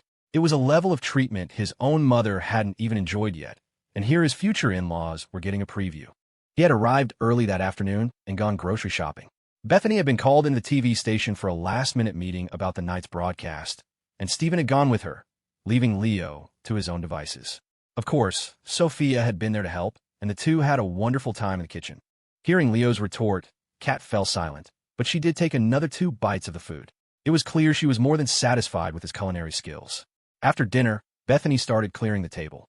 Stephen followed her into the kitchen to help, but not before murmuring something to Sophia. Leo was deep in conversation with Kat about their future business plans and didn't notice. It wasn't until Sophia came over, handed them both a slice of cantaloupe, and sat down next to Leo, draping an arm over his shoulder. "Leo, is this your first time celebrating the new year away from home?" Leo shook his head. Just as Sophia looked surprised, he added, "Anywhere with you isn't away from home." Sophia froze. The line was cheesy, but it worked. "You should call your parents. I want to wish them a happy new year." That was what her father had told her to do. Even if he hadn't, she would have done it anyway. Leo didn't hesitate, handing her his phone. Sophia had Helen's number, but for some reason, she insisted on using his. "You brat. You remembered you have a mother?" Helen's voice came through the phone. She was a little resentful that he wasn't home, but she knew her son was growing up. This day had to come eventually. She just hadn't expected it so soon. "Auntie, it's me, Sophia," she said cheerfully. On the other end, Helen was pleasantly surprised. "Sophia, Happy New Year." "Happy New Year, Auntie. I'm wishing you and Uncle a Happy New Year. I'll come back to Riverbend to see you in a few days." They chatted for a long time, their conversation flowing endlessly. Leo tuned them out and went back to his discussion with Kat. The growth of Rush Sportswear depended on advertising, and Kat was the person to talk to for those resources. In exchange for a few good event ideas Leo had given her, Kat readily agreed to help. "Not a problem at all. By the way, I'm planning a nationwide talent show. What do you think? Something with a broader audience than American Star." Leo gave Kat a startled look. "Kat, you're not thinking of calling it The Voice, are you?" Kat was baffled. "I haven't thought of a name yet. Do you have any good suggestions?" Leo took a sip of water and shook his head. "Nope. Whatever makes you happy." In the entertainment industry, Kat was the expert. If it weren't for his knowledge of the future, Leo wouldn't be worthy of even carrying her shoes. He wasn't about to give her uninformed advice. After a bit more small talk, Sophia finished her call. Looking out at the brightly lit city and the fireworks bursting across the sky, Leo yawned. "I'm getting a little tired." Sophia had wanted to talk with him more, but seeing him like this, she held back. She knew he must be exhausted. "I'll take you back to the hotel so you can rest." Leo nodded. "Okay." He said his goodbyes to her parents and left with Sophia. He must have been truly exhausted. The moment he got to his room, he collapsed onto the bed without even washing up. Sophia tucked him in and quietly left. Not long after she was gone, Leo shot up in bed. He checked the time. It was past 9. He quickly threw on his clothes and rushed out. Any later, and he wouldn't make it. It was New Year's Eve. He had to go find some fun. Riverbend, Washington. The sky had been alight with fireworks since dusk, the continuous pops and crackles of firecrackers creating a festive roar. Chloe stood alone at her window, chin propped in her hands, staring out at the flickering sky, lost in thought. As the clock neared midnight, a series of whistling shrieks cut through the air from just outside the estate walls, and fireworks began to bloom. It was like a signal. In an instant, the entire sky was filled. Chloe felt something was off. Her family's estate was isolated, surrounded by greenbelts. There were no neighbors. She wondered what troublemaker was launching bottle rockets over her fence. Faintly, she saw a figure climb onto the railing of the fence and wave at her. "Hey, beautiful, want to come out and play with fire?" The voice was cocky, the kind she should hate, but Chloe smiled. It was a smile that lit up her whole face, her eyes shimmering with a film of moisture. Coming. Chloe never imagined that Leo would suddenly show up on New Year's Eve. The moment she saw him, she lost all control, throwing herself into his arms and bursting into tears. It was the first time in her life she'd spent a holiday without her parents. Leo was her only comfort, and even he had been away. She was a strong girl and had been bottling everything up inside. Now, the dam finally broke. Leo stroked her long hair, letting her cling to him. She had just gotten out of the shower and smelled faintly of soap. Feeling her body tremble, he teased, "What's wrong? Not happy to see me?" Chloe shook her head furiously, wiping her tears on his shirt. She didn't say a word. She just tilted her head up, met his gaze, and pressed her lips against his. The fireworks continued to burst in the sky, illuminating their two shadows pressed tightly together. After a long moment, probably needing to breathe, Chloe finally pulled away. Her beautiful face was flushed a rosy red, making her even more captivating. Seeing Leo's mischievous grin, she whispered shyly, "You're terrible. Where are your hands going?" Chloe was only wearing a fluffy pink pajama set. Leo's arrival had been such a surprise that she hadn't had time to change. The pajamas were loose, and with a guy like Leo who loved to take advantage, she was defenseless. His hand found a soft curve. He just grinned. When Chloe pulled his hand away, he said smoothly, "Happy New Year, Chloe." Then, his voice dropping low, he added a double entendre, whispering wickedly in her ear, "You've really grown up this year." Chloe couldn't handle his teasing. She quickly turned her head away, unable to look at him. "No, I haven't. I haven't," she stammered. Leo nodded along, his tone placating. Right, you haven't grown up. You're forever 18. Chloe's heart softened, and she felt a small thrill of pleasure, but she still pouted. "You'd better know it." Chloe wisely didn't ask how he got back or what he'd been doing. She was content to just enjoy the surprise in his company. They sat in the estate's gazebo, listening to the occasional pop of firecrackers from outside. Chloe rested her head on his shoulder, swinging her legs. "Jerk, I missed you so much." Leo turned his face, brushing her bangs from her forehead and planting a soft kiss there. "That's why I came to find you." Chloe pressed closer against him. Just being held like this was enough to make her content.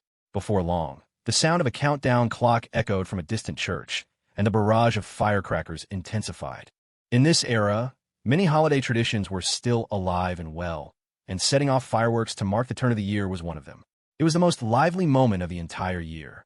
Chloe stood up and stretched, then turned to look at Leo, her eyes curving into crescent moons. "Jerk, you'd better not lose me this year." Then, as if remembering something, she added, "And even if you do, you have to remember to find me." Leo stood up and pulled her into his arms. "What nonsense are you talking about? I'm not losing you." Chloe rested her head against his chest and nodded firmly. "All right, you should go back and get some sleep," he said. "I have to go." He had driven like a madman to get here from Elle. And now he had to race back. Being a man was exhausting. Chloe didn't speak, just held him tighter. After a long moment, she finally let go. "Come back soon." His being here today was more than enough. Leo turned to leave, waving over his shoulder. "It'll just be a couple of days. Stay clean and wait for me." After he said it, he expected her to mutter something like "pervert," as she usually did. People who didn't speak their minds were rarely direct. But he was wrong. "I'm already clean." Chloe's voice rang out, clear and crisp. "Are you staying?" There was even a hint of anticipation in her voice. He wasn't sure what she was anticipating, but Leo pretended not to hear, and his pace quickened. Watching his retreating back, Chloe pouted and huffed, then went back to her room, humming a little tune. Maybe this New Year's Eve had been filled with unhappiness and sadness, but at least Leo had come, and it was, in a way, the first New Year's Eve they had spent together. There would be many, many more to come. At that thought, Chloe's expression faltered for a second. Perhaps it would be the three of them. She sighed, but her smile quickly returned. "That's fine too." By the time Leo drove back to Elle, and got to his hotel, he collapsed onto the bed and fell asleep instantly. He didn't know how much time had passed, but he felt someone lifting his blanket. Before he could react, he was enveloped in a fragrant scent, and then a person was in his arms. Soft, warm, and sweet-smelling. Leo opened his eyes and found himself looking directly into Sophia's. "How did you get in here?" Sophia smiled slyly. "I can walk through walls." Leo slipped his arm under her neck pulled her closer, and rested her head on his chest. You really are a little witch, aren't you? Sophia didn't deny it. Only for you. She had already taken off her jacket, leaving her in a thin, form-fitting thermal shirt that perfectly outlined her figure. From his boyfriend's eye view, Leo couldn't help but swallow hard. She really was a witch. Seeing his dazed expression, Sophia giggled, rolled over, and straddled him, grabbing the collar of his shirt. All right, fess up. Where did you go last night? The interrogation had begun. Leo's eyes darted around, but Sophia seemed to anticipate his every thought. Your car wasn't in the same parking spot yesterday. Leo blinked. Busted. He had been so tired when he got back that he hadn't paid attention to that detail. He really was too honest. He had no experience in the art of time management. He was about to play dumb, but Sophia stood up, picked up the clothes he'd worn the day before, and took a deep sniff. A familiar scent reached her nose. She looked at him with a knowing, teasing smile. Leo said nothing, just pulled the covers over his head and pretended to go back to sleep. Sophia didn't press him further. She slipped back into the bed and took his hand, wrapping it around herself. Sleeping alone was boring. 2 was the minimum. Leo let her position him. He was genuinely exhausted. He'd been trying to think of an excuse to get her to stay in all day, and now she'd come to him. This was perfect. No excuse needed. Sleeping together was the best option. He rolled over, pulling her close from behind, his body flush against hers. His hands seemed to have their own navigation system. Even with his eyes closed, they knew exactly where to go. Different person, different feel. The only thing in common was that they were both very comfortable. Maybe it was Sophia's unique scent, but this time, Leo slept soundly. He even had a dream where he had everything. And for a young man full of vigor, having everything inevitably led to some messy thoughts. When Leo woke up, he found Sophia looking at him with a playful, teasing gaze. What? She shifted closer, her lips almost touching his ear. Holding it must be pretty uncomfortable, right? Leo froze. He quickly realized what she meant. She knew. Well, you want to help me out with that. After all, it wasn't like she hadn't before. Sophia just chuckled, threw off the covers, and hopped out of bed. No way, she said brightly. Do it yourself. She shot him a wicked grin, as if she was looking forward to watching him.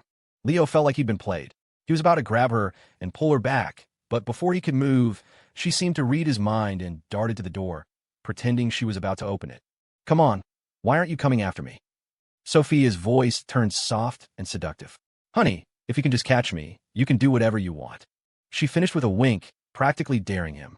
Leo just snorted and ignored her, burying himself back under the covers. The best way to deal with someone like her was to not engage. The more he ignored her, the more bored Sophia became. After a few minutes of silence, she couldn't stand it anymore. She tiptoed over to the bed, wanting to see if he was really asleep or just pretending. The moment she got close, Leo shot out a hand, grabbed her wrist, and pulled. With a surprised yelp, Sophia tumbled onto the bed. Run! Why aren't you running now? A sly smile spread across Sophia's face. For a second, Leo wondered who the real predator was. She didn't give him a chance to say another word. She wrapped her arms around his neck, pressed her face to his, and their lips met in a wet, searching kiss. When her playful tongue found what it was looking for, they intertwined excitedly. When Leo finally rolled onto his back, Sophia pulled her hands away, only to slip them under his shirt, kneading his chest just as he had done to her. After their lips parted, she sighed, looking at him with mock disappointment.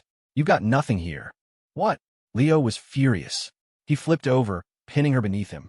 I'll show you what I've got. He placed his hands on the hem of her shirt, pretending he was about to undress her. Sophia didn't resist, just stared at him with a challenging gaze. Then she held up her phone for him to see. At that exact moment, of all the inconvenient times, her mother, Bethany, was calling. Sophia showed him the screen, then answered the call on speakerphone. Mom, what's up? Tonight, bring Leo along. We're all going out to eat. I just got a notice that I have to go out of town for a business trip. Your father says he's going with me. Sophia glanced at Leo. He was trying his best not to laugh. After hanging up, Sophia glared at Leo. What are you laughing at? Leo sat up and started gathering his things. Let's go. I'm taking you back to Riverbend. Since his clever mother-in-law was giving him such a golden opportunity, he certainly couldn't let her good intentions go to waste. After a few days in he was starting to feel a little homesick. Sophia sat up, too, running a hand through her hair. After a long moment, she said softly, Chloe's there. So, Leo stopped what he was doing and just looked at her. Sophia walked over and placed her hands on his shoulders. So, when we get back, who are you going to spend time with? Seeing his mouth open to speak, Sophia pressed a finger to his lips. She looked into his eyes, her gaze full of tenderness. You can take me back, but I'm staying at my house. And no funny business. Leo took her hand from his mouth and wrapped his arms around her waist, his expression turning thoughtful. Is that all you wanted to say? Sophia knew that Chloe had spent the holiday alone in Riverbend and had even gone with Leo to see his relatives. If she went back now, she wasn't sure how to face his parents. It made her feel like a bad person. That's why she hadn't mentioned going back. But now, it seemed she had no choice. Stay in alone? The thought was fleeting. Seeing Leo's expression, Sophia was a bit surprised. Well, ouch. Before she could react, Leo pinched her cheek, squeezing it playfully. If you don't stay at your house, are you planning on coming to mine? Chloe's staying at her place too. Sophia and Chloe had only exchanged a quick Happy New Year recently. They hadn't talked much. She had no idea. She blinked, and a smile broke out on her face. She knelt down and started helping him pack. Is there anything else you need to bring? Bethany left in a hurry. She was probably worried that after she left, Stephen wouldn't be very nice to Leo, so she took him with her. But she did leave one person behind. Kat, my dear Kat, what on earth are you doing coming to Riverbend with us? Kat didn't have much going on. Her company was still on holiday break for a few more days. All the networking and schmoozing had been done before the new year. These few days are the most relaxing of her entire year. Hearing Leo's complaint, she looked completely unfazed, utterly oblivious to the fact that she was the third wheel. I'm hanging out with Sophia. Do I need to report to you? If you think I'm a freeloader, that's fine. I'll drive myself. Sophia can come with me. Kat had her own agenda. Just as Leo had said before, televisions were about to become ubiquitous in households across the country, from cities to rural towns. Watching TV would become the primary form of entertainment. And that was exactly what she wanted to see. Viewership meant revenue. While Leo didn't know much about the industry, his mind was full of wild ideas. Any crazy suggestion he threw out was worth considering. So, she wanted to use this time to see if he had any other good content ideas to recommend. A man who had built such a massive enterprise in just 6 months was worthy of her attention. Sophia just smiled without saying a word. Leo couldn't really refuse. With Kat's personality, she was fully capable of poaching Sophia for her own car. So he just kept quiet. First, they'd get back to Riverbend. Leo, I don't think this is the way back. Where are we going? Leo hadn't taken the usual route to the freeway. Sophia was confused and couldn't help but ask. Leo kept his eyes on the road. There's construction on the other highway, major traffic jam. This way detours around it. How did you know that? Sophia asked, watching him. Leo froze for a second, but still didn't turn his head. Someone told me. He expected her to press further, but all she said was, oh. Then she dropped it, turning around to chat with Kat, who was busy on her phone in the back seat. Kat, however, seemed preoccupied, tapping away at her screen and only offering distracted hums in response. Sophia took the hint and stopped bothering her. But then, Kat suddenly called out to Leo, asking a completely random question. Evergreen Conglomerate. Do they have some kind of history with you? Leo had been cruising at around 70. Hearing her question, he let his foot off the gas, slowing down. What's wrong? Kat took a deep breath, her expression grim. You know that Evergreen signed a deal to distribute a few foreign sportswear brands, right? This had been all over the news. It wasn't a secret. Leo didn't know why she was bringing it up now. What about it? Did something happen? Kat shook her head. Evergreen is a sponsor for a local TV station. Richard Jeang was at their New Year's Eve gala last night and said a few things. The gist of it was that domestic sportswear brands are still in their infancy and should learn from successful foreign companies instead of being blindly arrogant and reinventing the wheel. Kat was putting it mildly. Richard's original words had been much harsher. While he hadn't named any specific company, many people immediately thought of the currently trending Rush sportswear. But the most crucial part was, he also said that once his domestic factories are set up, the brands he distributes will see a significant price drop in the country, possibly even lower than domestic brands. At this point, even Kat looked worriedly at Leo. In this era, the survival of domestic brands depended heavily on their price advantage. If that advantage disappeared, the market would take a huge hit. Leo just kept driving. The atmosphere in the car grew heavy.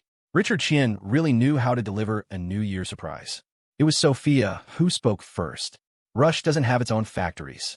It relies on contract manufacturing and private labeling. This year's orders are already signed. If the market tanks and sales slow down, leading to an inventory crisis and a cash flow problem, wouldn't all your previous efforts be for nothing?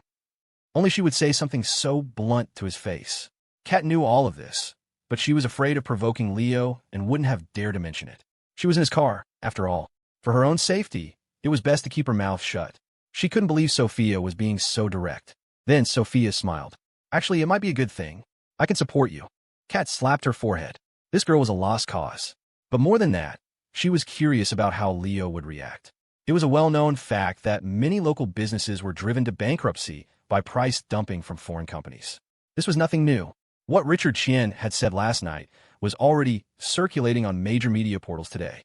Kat would bet her life that he was fanning the flames. This was clearly a direct attack on Leo. Leo, however, remained impassive, as if it had nothing to do with him. He even added, "Actually, it's not just that."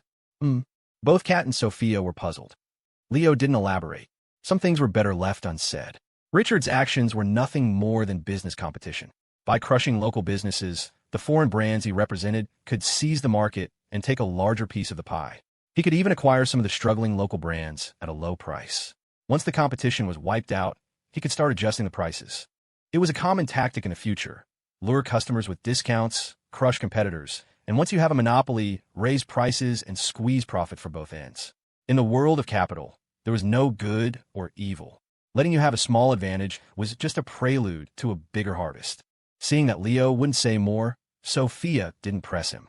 Instead, she suggested, "Why don't you let Kat drive for a while?" Yes. Kat chimed in eagerly. "Let me get a feel for this million-dollar beast." She was worried Leo would get distracted. Leo actually wasn't too worried. He could create one Rush sportswear. He could create a second and a third. But since someone wanted to drive, he was happy to oblige. He pulled the Kian over and got out, obediently climbing into the back seat. Worried about him, Sophia moved to the back as well. Not long after Kat started driving, Leo's phone rang. "Boss, did you see the news?" It was Laura Een, the first to react. She had called him the moment she saw the headlines. No one knew better than her. After their battle with Enjoy Sportswear, Rush's market share had already been diluted. Last year's financial report looked good, but most of the profits had been loaned out by Leo to Silver Fir Capital. The company's bank account was running low. If it weren't for the sales boost from the holidays in the first quarter, they might not have even been able to pay the factories and material suppliers for this quarter. Now, with this new development, sales would inevitably take a hit. What about the second quarter? Silver Fir Capital's existing investment funds were heavily dependent on Rush. If Rush went down, Silver Fir wouldn't be far behind. They had faced difficulties before, but those had been orchestrated by Leo, all within his control. This time, the enemy was coming at them with real weapons, and they'd even announced it to the world. "I'm coming for you." Laura was frantic, but all she heard on the other end was a calm mimim from Leo. He didn't seem to have much of an emotional reaction at all. For a moment, she was stunned. Could this be another one of his schemes? It shouldn't be. She knew that he and Richard Jeang were mortal enemies. Just a few days ago, he had even told her to. Thinking of this, Laura shook her head, returning to the present. "Boss, what should we do?" Leo didn't answer directly. Instead, he asked, "Why do you think Richard would announce his move in advance?" Laura was silent for a moment, then ventured, "First, he wants to suppress consumer demand for our products. Now that people know the big brands he represents will be dropping their prices soon, anyone who is planning to buy will wait and see. This doesn't hurt him much, since his factories aren't even built yet. But for us, who are already in production, it creates an immediate market crisis. Second, he wants to use this to create panic within our company. When you panic, you're more likely to make a mistake." Laura's analysis was flawless. Even Leo couldn't find a fault in it. "Exactly," he said, his voice still steady. "So, the more this happens, the calmer we need to be. The facts are the facts. Right now, we just need to figure out how to solve it." "Okay," Laura said. Then she hesitantly suggested, "What if we adjust our prices first before they do?" Leo rejected it without a second thought. "If you do that, what will the customers who just bought from us during the holiday think? Besides, he hasn't announced his prices yet. If we rashly change ours now, what if he goes even lower? Do we change them again? Frequent price fluctuations will cause consumers to lose trust in a brand." Laura fell silent. She knew he was right, but besides that, she couldn't think of any other options. It was predictable that as this news spread, Rush's distributors and partner factories would be the first to panic. If things went south, they would definitely jump ship. Of course, they wouldn't just breach their contracts. Fearing that Rush's market would be impacted and they wouldn't get paid, they would start cutting corners on quality within the acceptable limits of their contracts. If that happened, Rush's reputation would be ruined. In business, there was no room for sentiment. Relationships were maintained by one thing: profit. Many would offer help when you were successful, but few would offer a hand when you were down. Laura knew this all too well. If Rush had sufficient funds, she wouldn't have even made this call. But there were no ifs. While Leo was on the phone with Laura, several other calls came in. It was Mr. Stewart and the others. Leo ignored them. He'd have Laura pass on a message later. What surprised him was a call from Jeang. This one he had to take. Modern phones didn't have conference calling, but he could put his current call on hold. Feeling the heat, Ethan teased. He had heard the news, too. Of course, he had. He was watching Richard Chien like a hawk. Hearing Ethan's tone, Leo felt a sense of relief. At the end of the day, his feud with Richard was because of Ethan. Morally and logically, Ethan wouldn't just stand by and watch. Otherwise, Leo would just live off Chloe, drink her family's money, and have her bear him a few children for Ethan to raise. Of course, he couldn't say that out loud. Uncle Jeang, what are your instructions? After ending the call with Ethan, Leo realized that Laura was still on the line. He had been talking to Ethan for a long time, and she had waited patiently the whole time. Laura. Hearing him call her name, Laura quickly responded. I'm here. Then she asked again, so we're just going to wait and see for now. She had been waiting all this time just to get his confirmation. Only when Leo had a concrete plan could they execute it. That's right, Leo replied crisply. Ethan's phone call had given him the confidence to stand firm. After the holiday break, a sum of money will be transferred to the company's account. It will be more than enough to get us through the second quarter. Also, Leo couldn't help but smile. This left Laura completely bewildered. Boss, what is it? Leo continued. Silver Fur Capital will fund the establishment of a new company, Silver Fur Sports. I'll send you a few contacts later. Get in touch with them. Some international sportswear brands are not satisfied with their current market penetration in the country and are looking to add more distributors. Someone has already negotiated on our behalf. All you have to do is make contact. And these are all top-tier international brands. Leo was genuinely surprised himself. It seemed Ethan had anticipated that Richard would come after him and had prepared in advance. As Ethan put it, if they needed the help, great. If not, it was just a New Year's gift from him to thank Leo for spending the holiday with Chloe. In reality, many international brands already had their own domestic distributors, the most famous being Top Sports and Poshong. But in 2005, the distribution channels were not yet fully developed. With Ethan's connections, Leo was getting a head start. With the distribution rights for these brands in the current domestic market, it would be hard not to make a fortune. As for Richard Chien, his price drop was contingent on his domestic factories being up and running.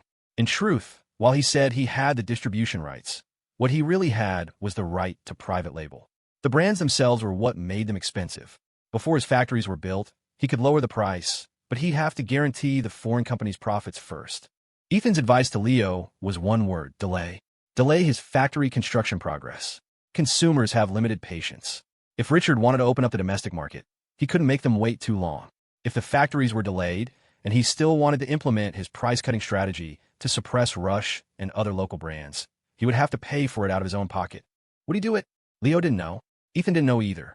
But he did tell Leo that Richard had signed a performance-based contract to get the rights to those two brands. If he failed to meet the terms by the deadline, the penalties were astronomically high. Even Ethan was shocked when he heard the amount. Of course, there were some things Ethan didn't tell Leo. For example, the price he had paid to get Leo the distribution rights for those other top-tier international brands.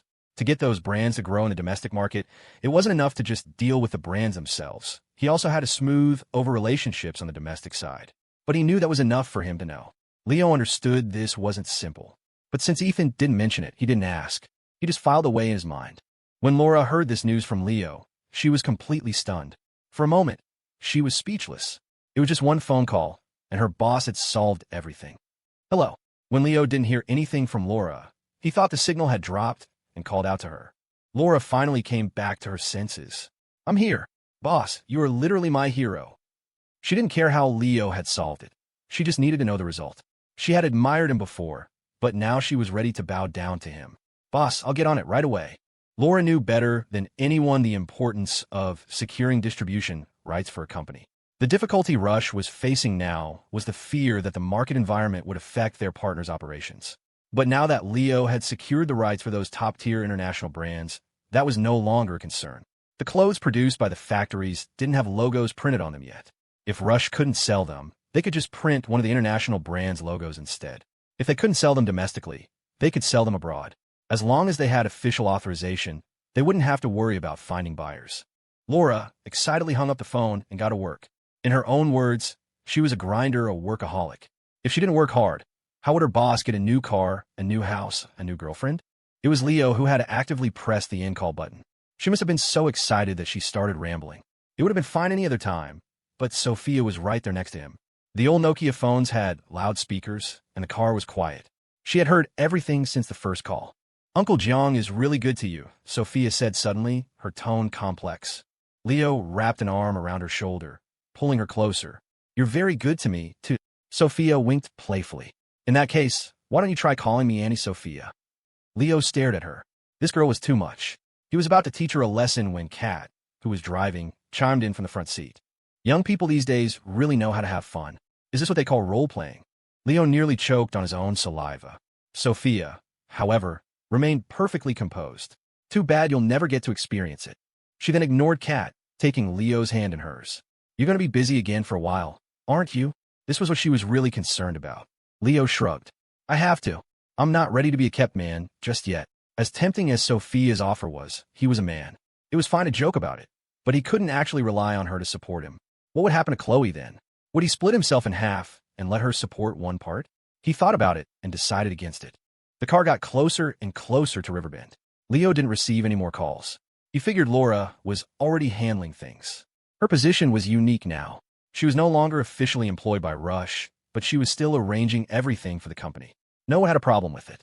Everyone knew that her word was Leo's word. If one day she said she was selling Rush, no one would doubt it. They would just assume it was Leo's idea. As Laura once mused after a few drinks, for a subordinate to have that much power, the boss must have a lot of trust. And Leo did. Once he chose to trust someone, he trusted them unconditionally. After arriving back in Riverbend, Caddy pulled the car up to the curb in front of Sophia Sue's apartment building. She planned on staying here for the foreseeable future. She got out, then opened the back door for Sophia. Come on, Sophia. Let's get you home. She gave Leo a token glance over her shoulder, offering a perfunctory dismissal. Mr. White, I know you're a busy man, so we won't keep you. Thanks for arranging the car. We'll have to take you to dinner sometime. With the chauffeur gone, Leo had to drive himself. He slid out from the back seat and stretched, arching his back to work out the kinks from the long drive. Why wait for some time? He asked, a grin playing on his lips. How about tonight?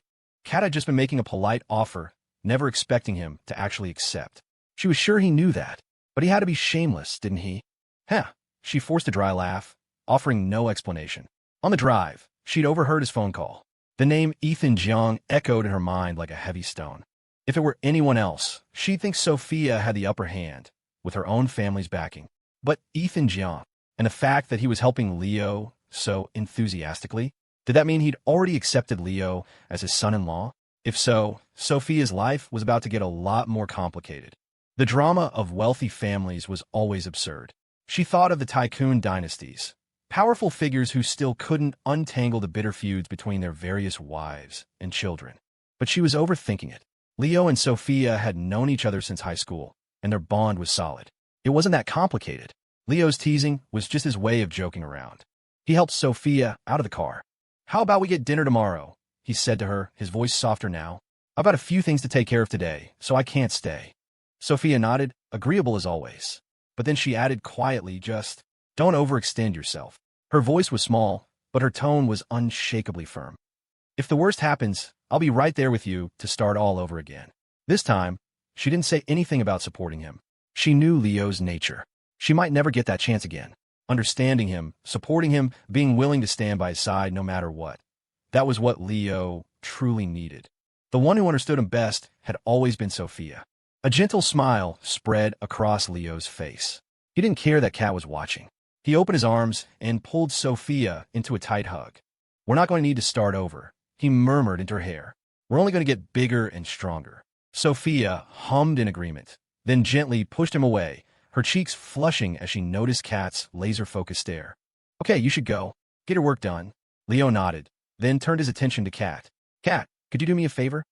Kat He's status in the entertainment world was immense. Though she rarely appeared in public, the artists under her Catalyst Media umbrella made up nearly half of the industry's top talent. And after following Leo's advice to sign a new wave of fresh faces, she was sitting on a gold mine of future superstars. So, while she maintained a cool, dismissive front with Leo, The moment he said he needed help, she agreed without a second thought. Just tell me what you need. Leo wasn't about to ask for a handout. Marvel has been having some financial trouble lately, and they're selling off the rights to some of their IPs, he began. They might not seem like much now, but their future development value is enormous. And it's not just Marvel. The same goes for a lot of anime and gaming IPs. That Yellow Mouse, the Pirate Kid, they could all be massive hits someday. As he spoke, Kat's brow furrowed. She didn't understand why he was telling her this. Was he suggesting they partner up to buy these copyrights? Leo didn't leave her hanging for long. Kat, a media company is profitable, but it has its weaknesses. You're dependent on your artists, and you're vulnerable to policy changes and market shifts. One wrong step, one little stumble, and you could lose everything. But a good IP? A company can live off a good IP for a lifetime. He let out a sigh, thinking of the cautionary tales from his past life. A company like Blockbuster could go bankrupt, its leadership could vanish, but it could still operate. Why? Because it owned copyrights that generated revenue. Game of Thrones, Harry Potter. The value was astronomical. And compared to the massive international anime IPs, even those were just the beginning. If she could secure just one major IP now, she could spend the rest of her life just counting the money. He was only telling her this because he didn't see her as an outsider. He'd said his piece. What she did with the information was up to her. Kat, opportunities don't wait. The playful smile vanished from her face, replaced by a serious, contemplative expression. I'll think about it very carefully. Everyone had their reservations, and Kat was no exception. She trusted Leo's vision, but given the current market, she couldn't make such a decision lightly. The IPs Leo was talking about were incredibly expensive. Buying even one would require her to bet half her company. She was only considering it this seriously because the advice came from him. If it had been anyone else, she would have laughed and walked away. Leo didn't press the issue. The choice was hers. He just hoped she wouldn't regret it later. Having offered her such a valuable tip, he no longer felt any hesitation in asking for his favor. Kat, you're the expert when it comes to shaping public opinion, and you have the resources. I need your help with something. She was still mulling over his IP suggestion, startled by how quickly he shifted gears. She nodded instinctively. Go on. Since Richard Chien has already made his move, let's add some fuel to the fire. Help me build the hype. He wants to cut prices? Fine. Let's make sure everyone knows that the two brands he represents are about to have a massive sale, and it's happening very soon. With Ethan Jeang's financial backing, Leo didn't care about dragging things out. An inventory crisis? Not a problem. He dealt with it once when he was fighting Jesse Jeang. Handling it now would be a piece of cake. Worst case scenario, Rush Sportswear would just provide the school uniforms for every elementary school student in the state. Leo had the nerve. The real question was whether Richard Chien had the ability to get his factory built while navigating the mountain of obstacles Leo was about to throw in his way. If he wanted to use Leo as a stepping stone, he'd better be prepared for the consequences. Kat watched the calm, confident expression on Leo's face and finally understood why Sophia was so drawn to him. All right, she said, her voice firm. She knew that after this, Leo would likely have no rivals left in the domestic sportswear market. His suggestion suddenly felt much more important. Maybe it really was time to go all in, to bet on IP. If he was right, her company wouldn't just dominate the domestic entertainment scene. It would have a foothold on the world stage. Chloe Jeang found out Sophia was back and, after a quick hello to Leo, immediately whisked her away. Leo was left on his own. What could he do? He had his own life to live. The spring semester was set to begin around the first week of February, but the company's offices were reopening a week earlier. Originally, Leo had planned to let Mr. Stewart and Laura handle the return to work. But after the incident with Richard Chien, a current of anxiety was running through the company. If Leo remained invisible now, it would send the wrong message. So he headed to the Seattle area early, with Laura and the siblings, Spider and April, in tow. Laura was driving. Leo sat in the passenger seat, casually scrolling through his phone. Neither Chloe nor Sophia had come with him. They were busy planning a pre-semester trip for themselves, one that explicitly did not include him. When she heard their plans, Kat had even postponed her own return to work to tag along. Sophia's official assessment of Kat's role on the trip was wallet and driver. Leo wondered what Kat would think if she heard that. He certainly wasn't going to be the one to tell her. Then again, wasn't that his role too? Still, he thought, them not coming back to Seattle with him wasn't so bad. Maybe he could have Spike arranged for him to finally experience the backroom services of a high-end spa. The thought made him chuckle out loud. Hearing his sleazy laugh, Laura frowned from the driver's seat. What devious plan are you plotting now? She asked, her tone sharp. Leo ignored her. The woman had no filter. If he told her, Chloe and Sophia would probably know before they even got out of the car. He turned to the back seat instead. There are snacks back there. Help yourselves if you're hungry. We still got a little while before we get to the office.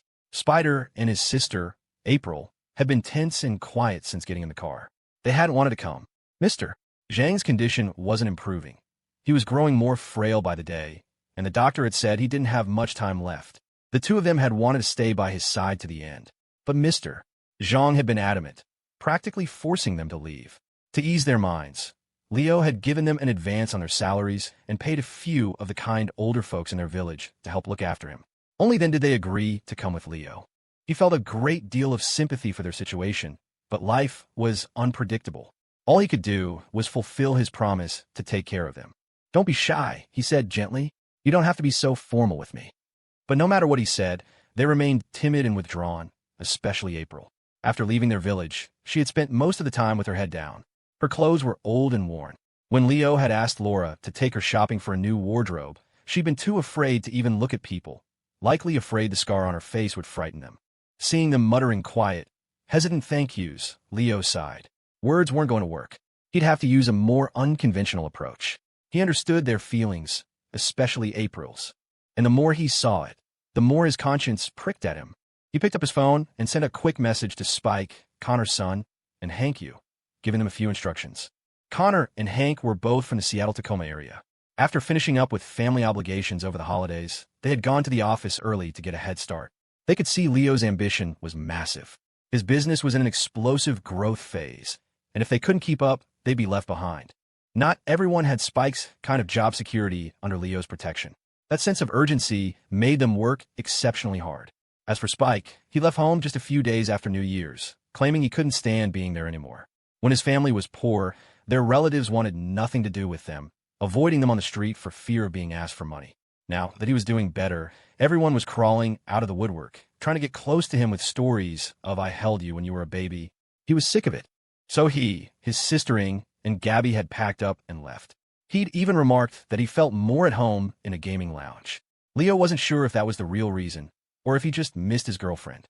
According to Ing, he'd checked into a hotel and hadn't emerged for days. Spike, Connor, Hank, and Laura formed the core of Leo's business operations in the region. Anything he wanted to do, he needed them.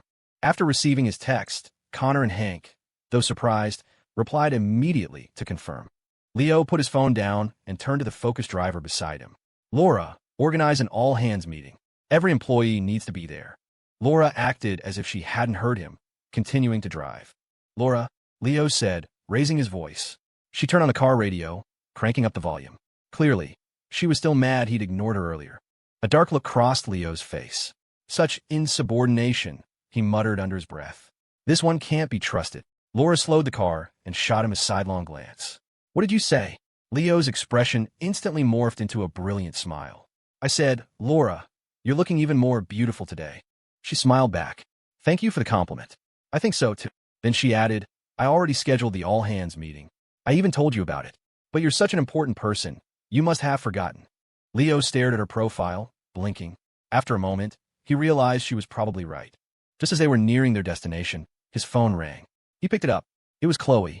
Is she checking up on me?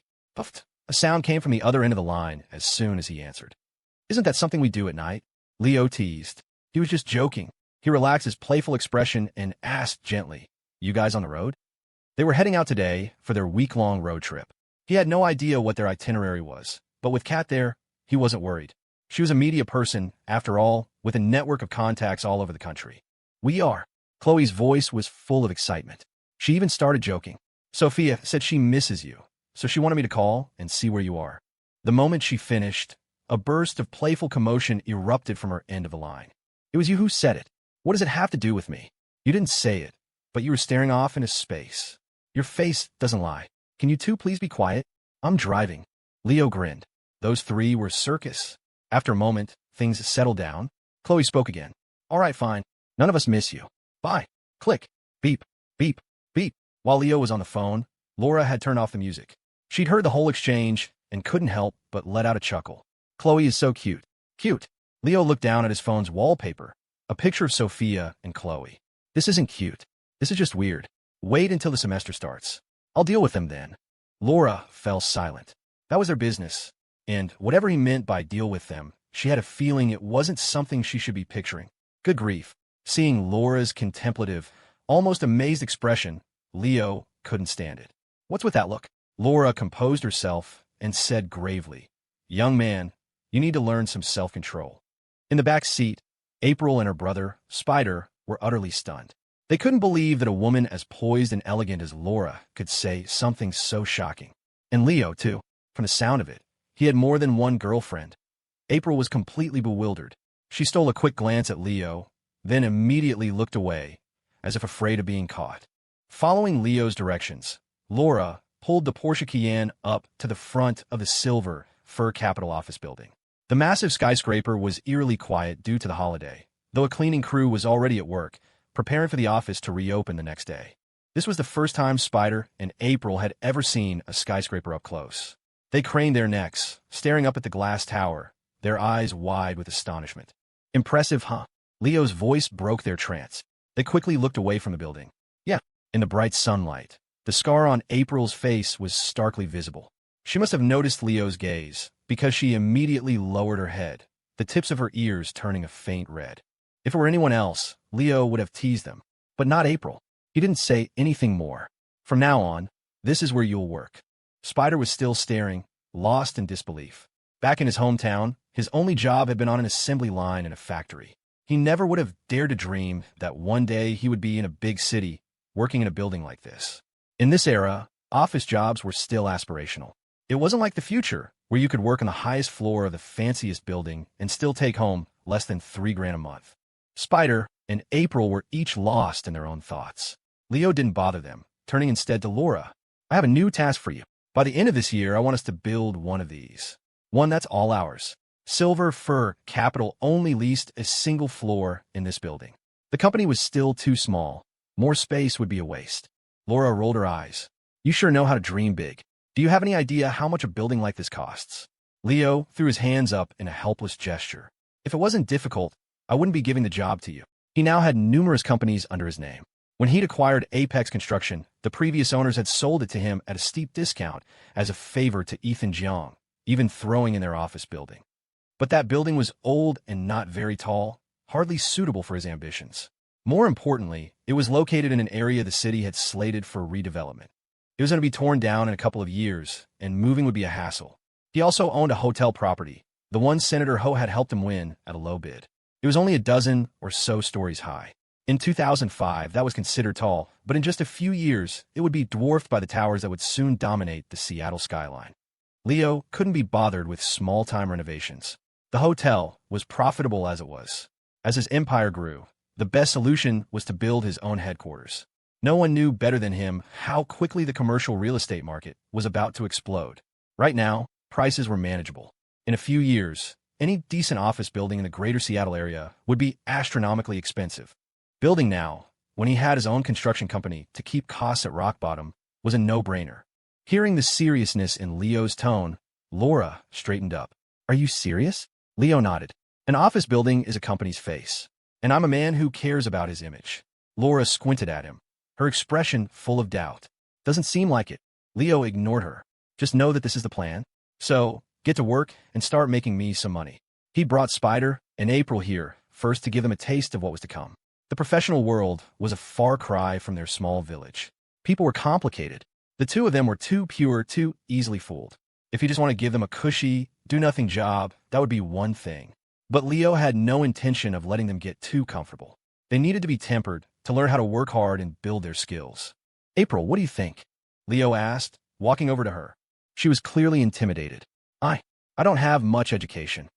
April hadn't even finished high school. She'd been a good student, but she dropped out because of her scar. The constant ridicule at school had been too much to bear. That was when her personality had started to turn inward, making her withdrawn and almost socially phobic. The constant stares were just too painful. Leo knew that conventional methods wouldn't change her overnight. He needed to do something drastic. He ignored her protest and walked back towards the Cayenne. "Let's go. Next stop." They all piled back into the car. Even Laura didn't know what he had planned. It wasn't until they pulled up in front of the Apex Tower that she understood. A line of people was already waiting for them. Unlike the other office building, this one was all his. When Leo got out, Hank quickly led his team over. Leo. Leo nodded, then stepped aside, leaving April completely exposed. April, come here. Hank, Leo said, his voice carrying. This is April Jeang. You can call her April. From now on, she'll be my assistant. This announcement made April even more nervous, but Hank just broke into a broad, friendly smile. Got it. So, you're our boss's boss, then April. Nice to meet you. From now on, if you need anything related to Apex construction, you can contact me directly. Because April kept her head down, none of the Apex employees could see her face clearly. They didn't think anything of it until Leo suddenly spoke again. You should probably see what they look like, he said to April. You wouldn't want to get them mixed up later. April flinched, a visible tremor running through her. It was clear she was struggling internally. After a long moment, she finally lifted her head, her eyes filled with fear and anxiety. As they saw her face, the group fell silent. Just then, Spike arrived, catching the tail end of Leo's next words. April saved my life, and that scar is the price she paid, Leo said, his voice low but clear. Hank, from now on, in this company, I don't want to hear a single unkind word. Spike strode forward, slapping his chest. Leo, you can relax. April's so pretty. Everyone's going to love her. Anyone says otherwise, they'll have to deal with me. April stood frozen, completely overwhelmed. As the people around her started smiling and calling her April, a strange feeling pricked at her nose. So, this was the man Leo had become. Leo wasn't about to let it go at that. He called out to the dazed and confused April. April, she responded instinctively, turning to look at him and meeting his gaze. After a brief, stunned moment, she quickly lowered her head again. It was a habit she developed over many years, hiding her face from others. Come on, we got other places to see, and we need to get your living situation sorted out. April had little say in the matter. She would just follow Leo's lead. Spider, on the other hand, was still staring slack-jawed at the scene. Leo slung an arm around his shoulder, completely at ease. What do you think? Spider wiped a bit of drool from the corner of his mouth and gave Leo a thumbs up. He racked his brain for every word he could think of, but only 3 came out. Fucking awesome. This time, it wasn't just Leo.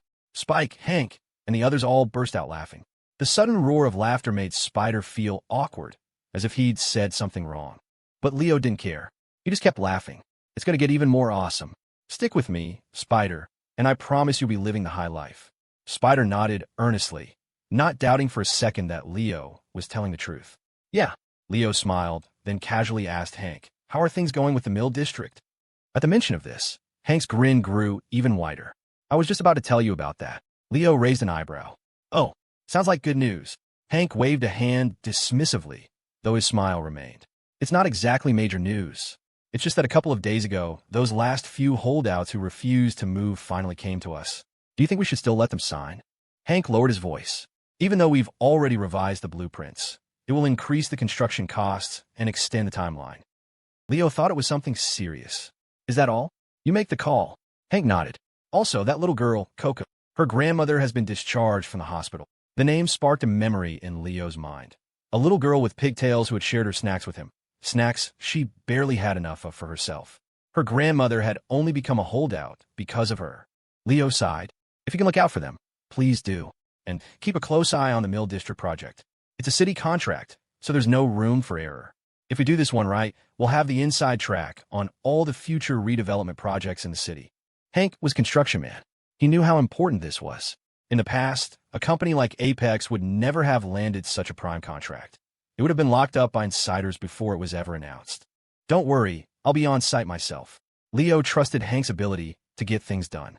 He wouldn't have given him so much responsibility otherwise. Just as he was turning to leave, he remembered something. All right, he turned back and called out to Hank. Run the numbers on what it would cost to build a Class A office building near Golden Gardens Park. Send them to me when you're done. Laura, standing next to Leo, shot him a look but said nothing. Hank was momentarily stunned, then nodded quickly. Got it.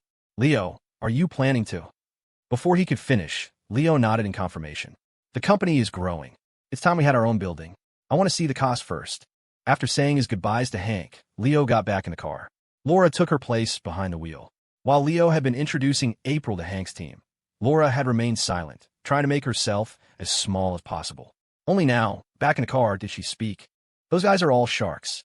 Don't you think introducing April so bluntly was a bit abrupt? As Leo's empire grew, the number of people who could speak to him with such a critical tone was dwindling. Laura was one of the few. But Leo just shook his head. If I hadn't done it that way, can you imagine the crap she'd have to put up with? Laura thought about it and realized he was right. She then called out to April. Well, you're about to be very busy. Huh?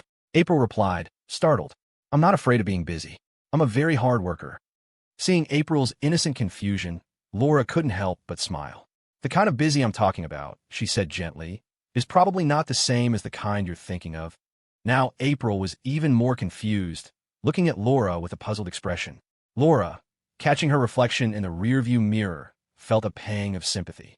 If it weren't for that scar, April would be absolutely beautiful.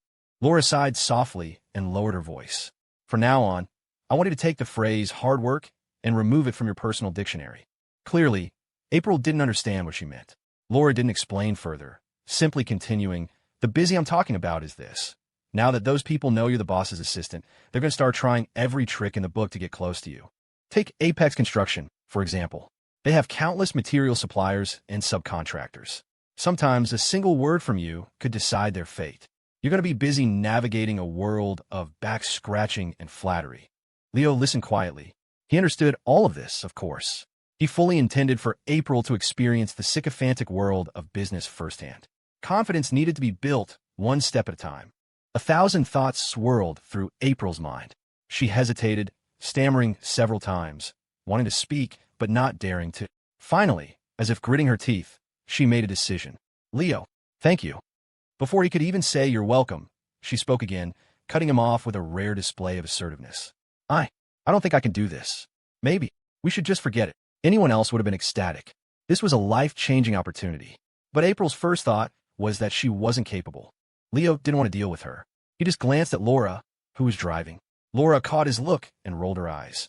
Then, while keeping her eyes on the road, she began to gently persuade April. Being an assistant doesn't require any special skills. You just need to do what the boss asks of you. And there's one more thing. She paused deliberately, building the suspense. The boss hasn't had an assistant before. It's not that he didn't want one. He just couldn't find the right person. There are plenty of capable people out there, but there are very few he can trust unconditionally. Laura didn't need to say any more. April, despite her shyness and insecurity, was not stupid. In fact, she was quite sharp. She understood exactly what Laura was implying. She was about to say that she wasn't the type to betray someone's trust, but before the words could leave her mouth, Laura pulled the car into a hotel parking garage. We're here, Leo announced. April glanced out the window. A crowd of people was waiting here, too. Connor's son was, for once, wearing a proper suit. He looked surprisingly respectable in it. He maintained his formal demeanor right up until he saw Leo get out of the car. Then, his face immediately broke into a sleazy, conspiratorial grin. Bro, it's all arranged for tonight. Laura immediately shot back. Birds of a feather. Connor was not pleased. Hey, you can talk about Leo all you want, but leave me out of it. I'm about to be a dad. You think I'm that unreliable? That only made Laura's expression sour further. And you think becoming a dad makes you reliable? Connor stared at her blankly. Well, when you put it that way. Bro, I can't win with her. You handle it. Leo rolled his eyes.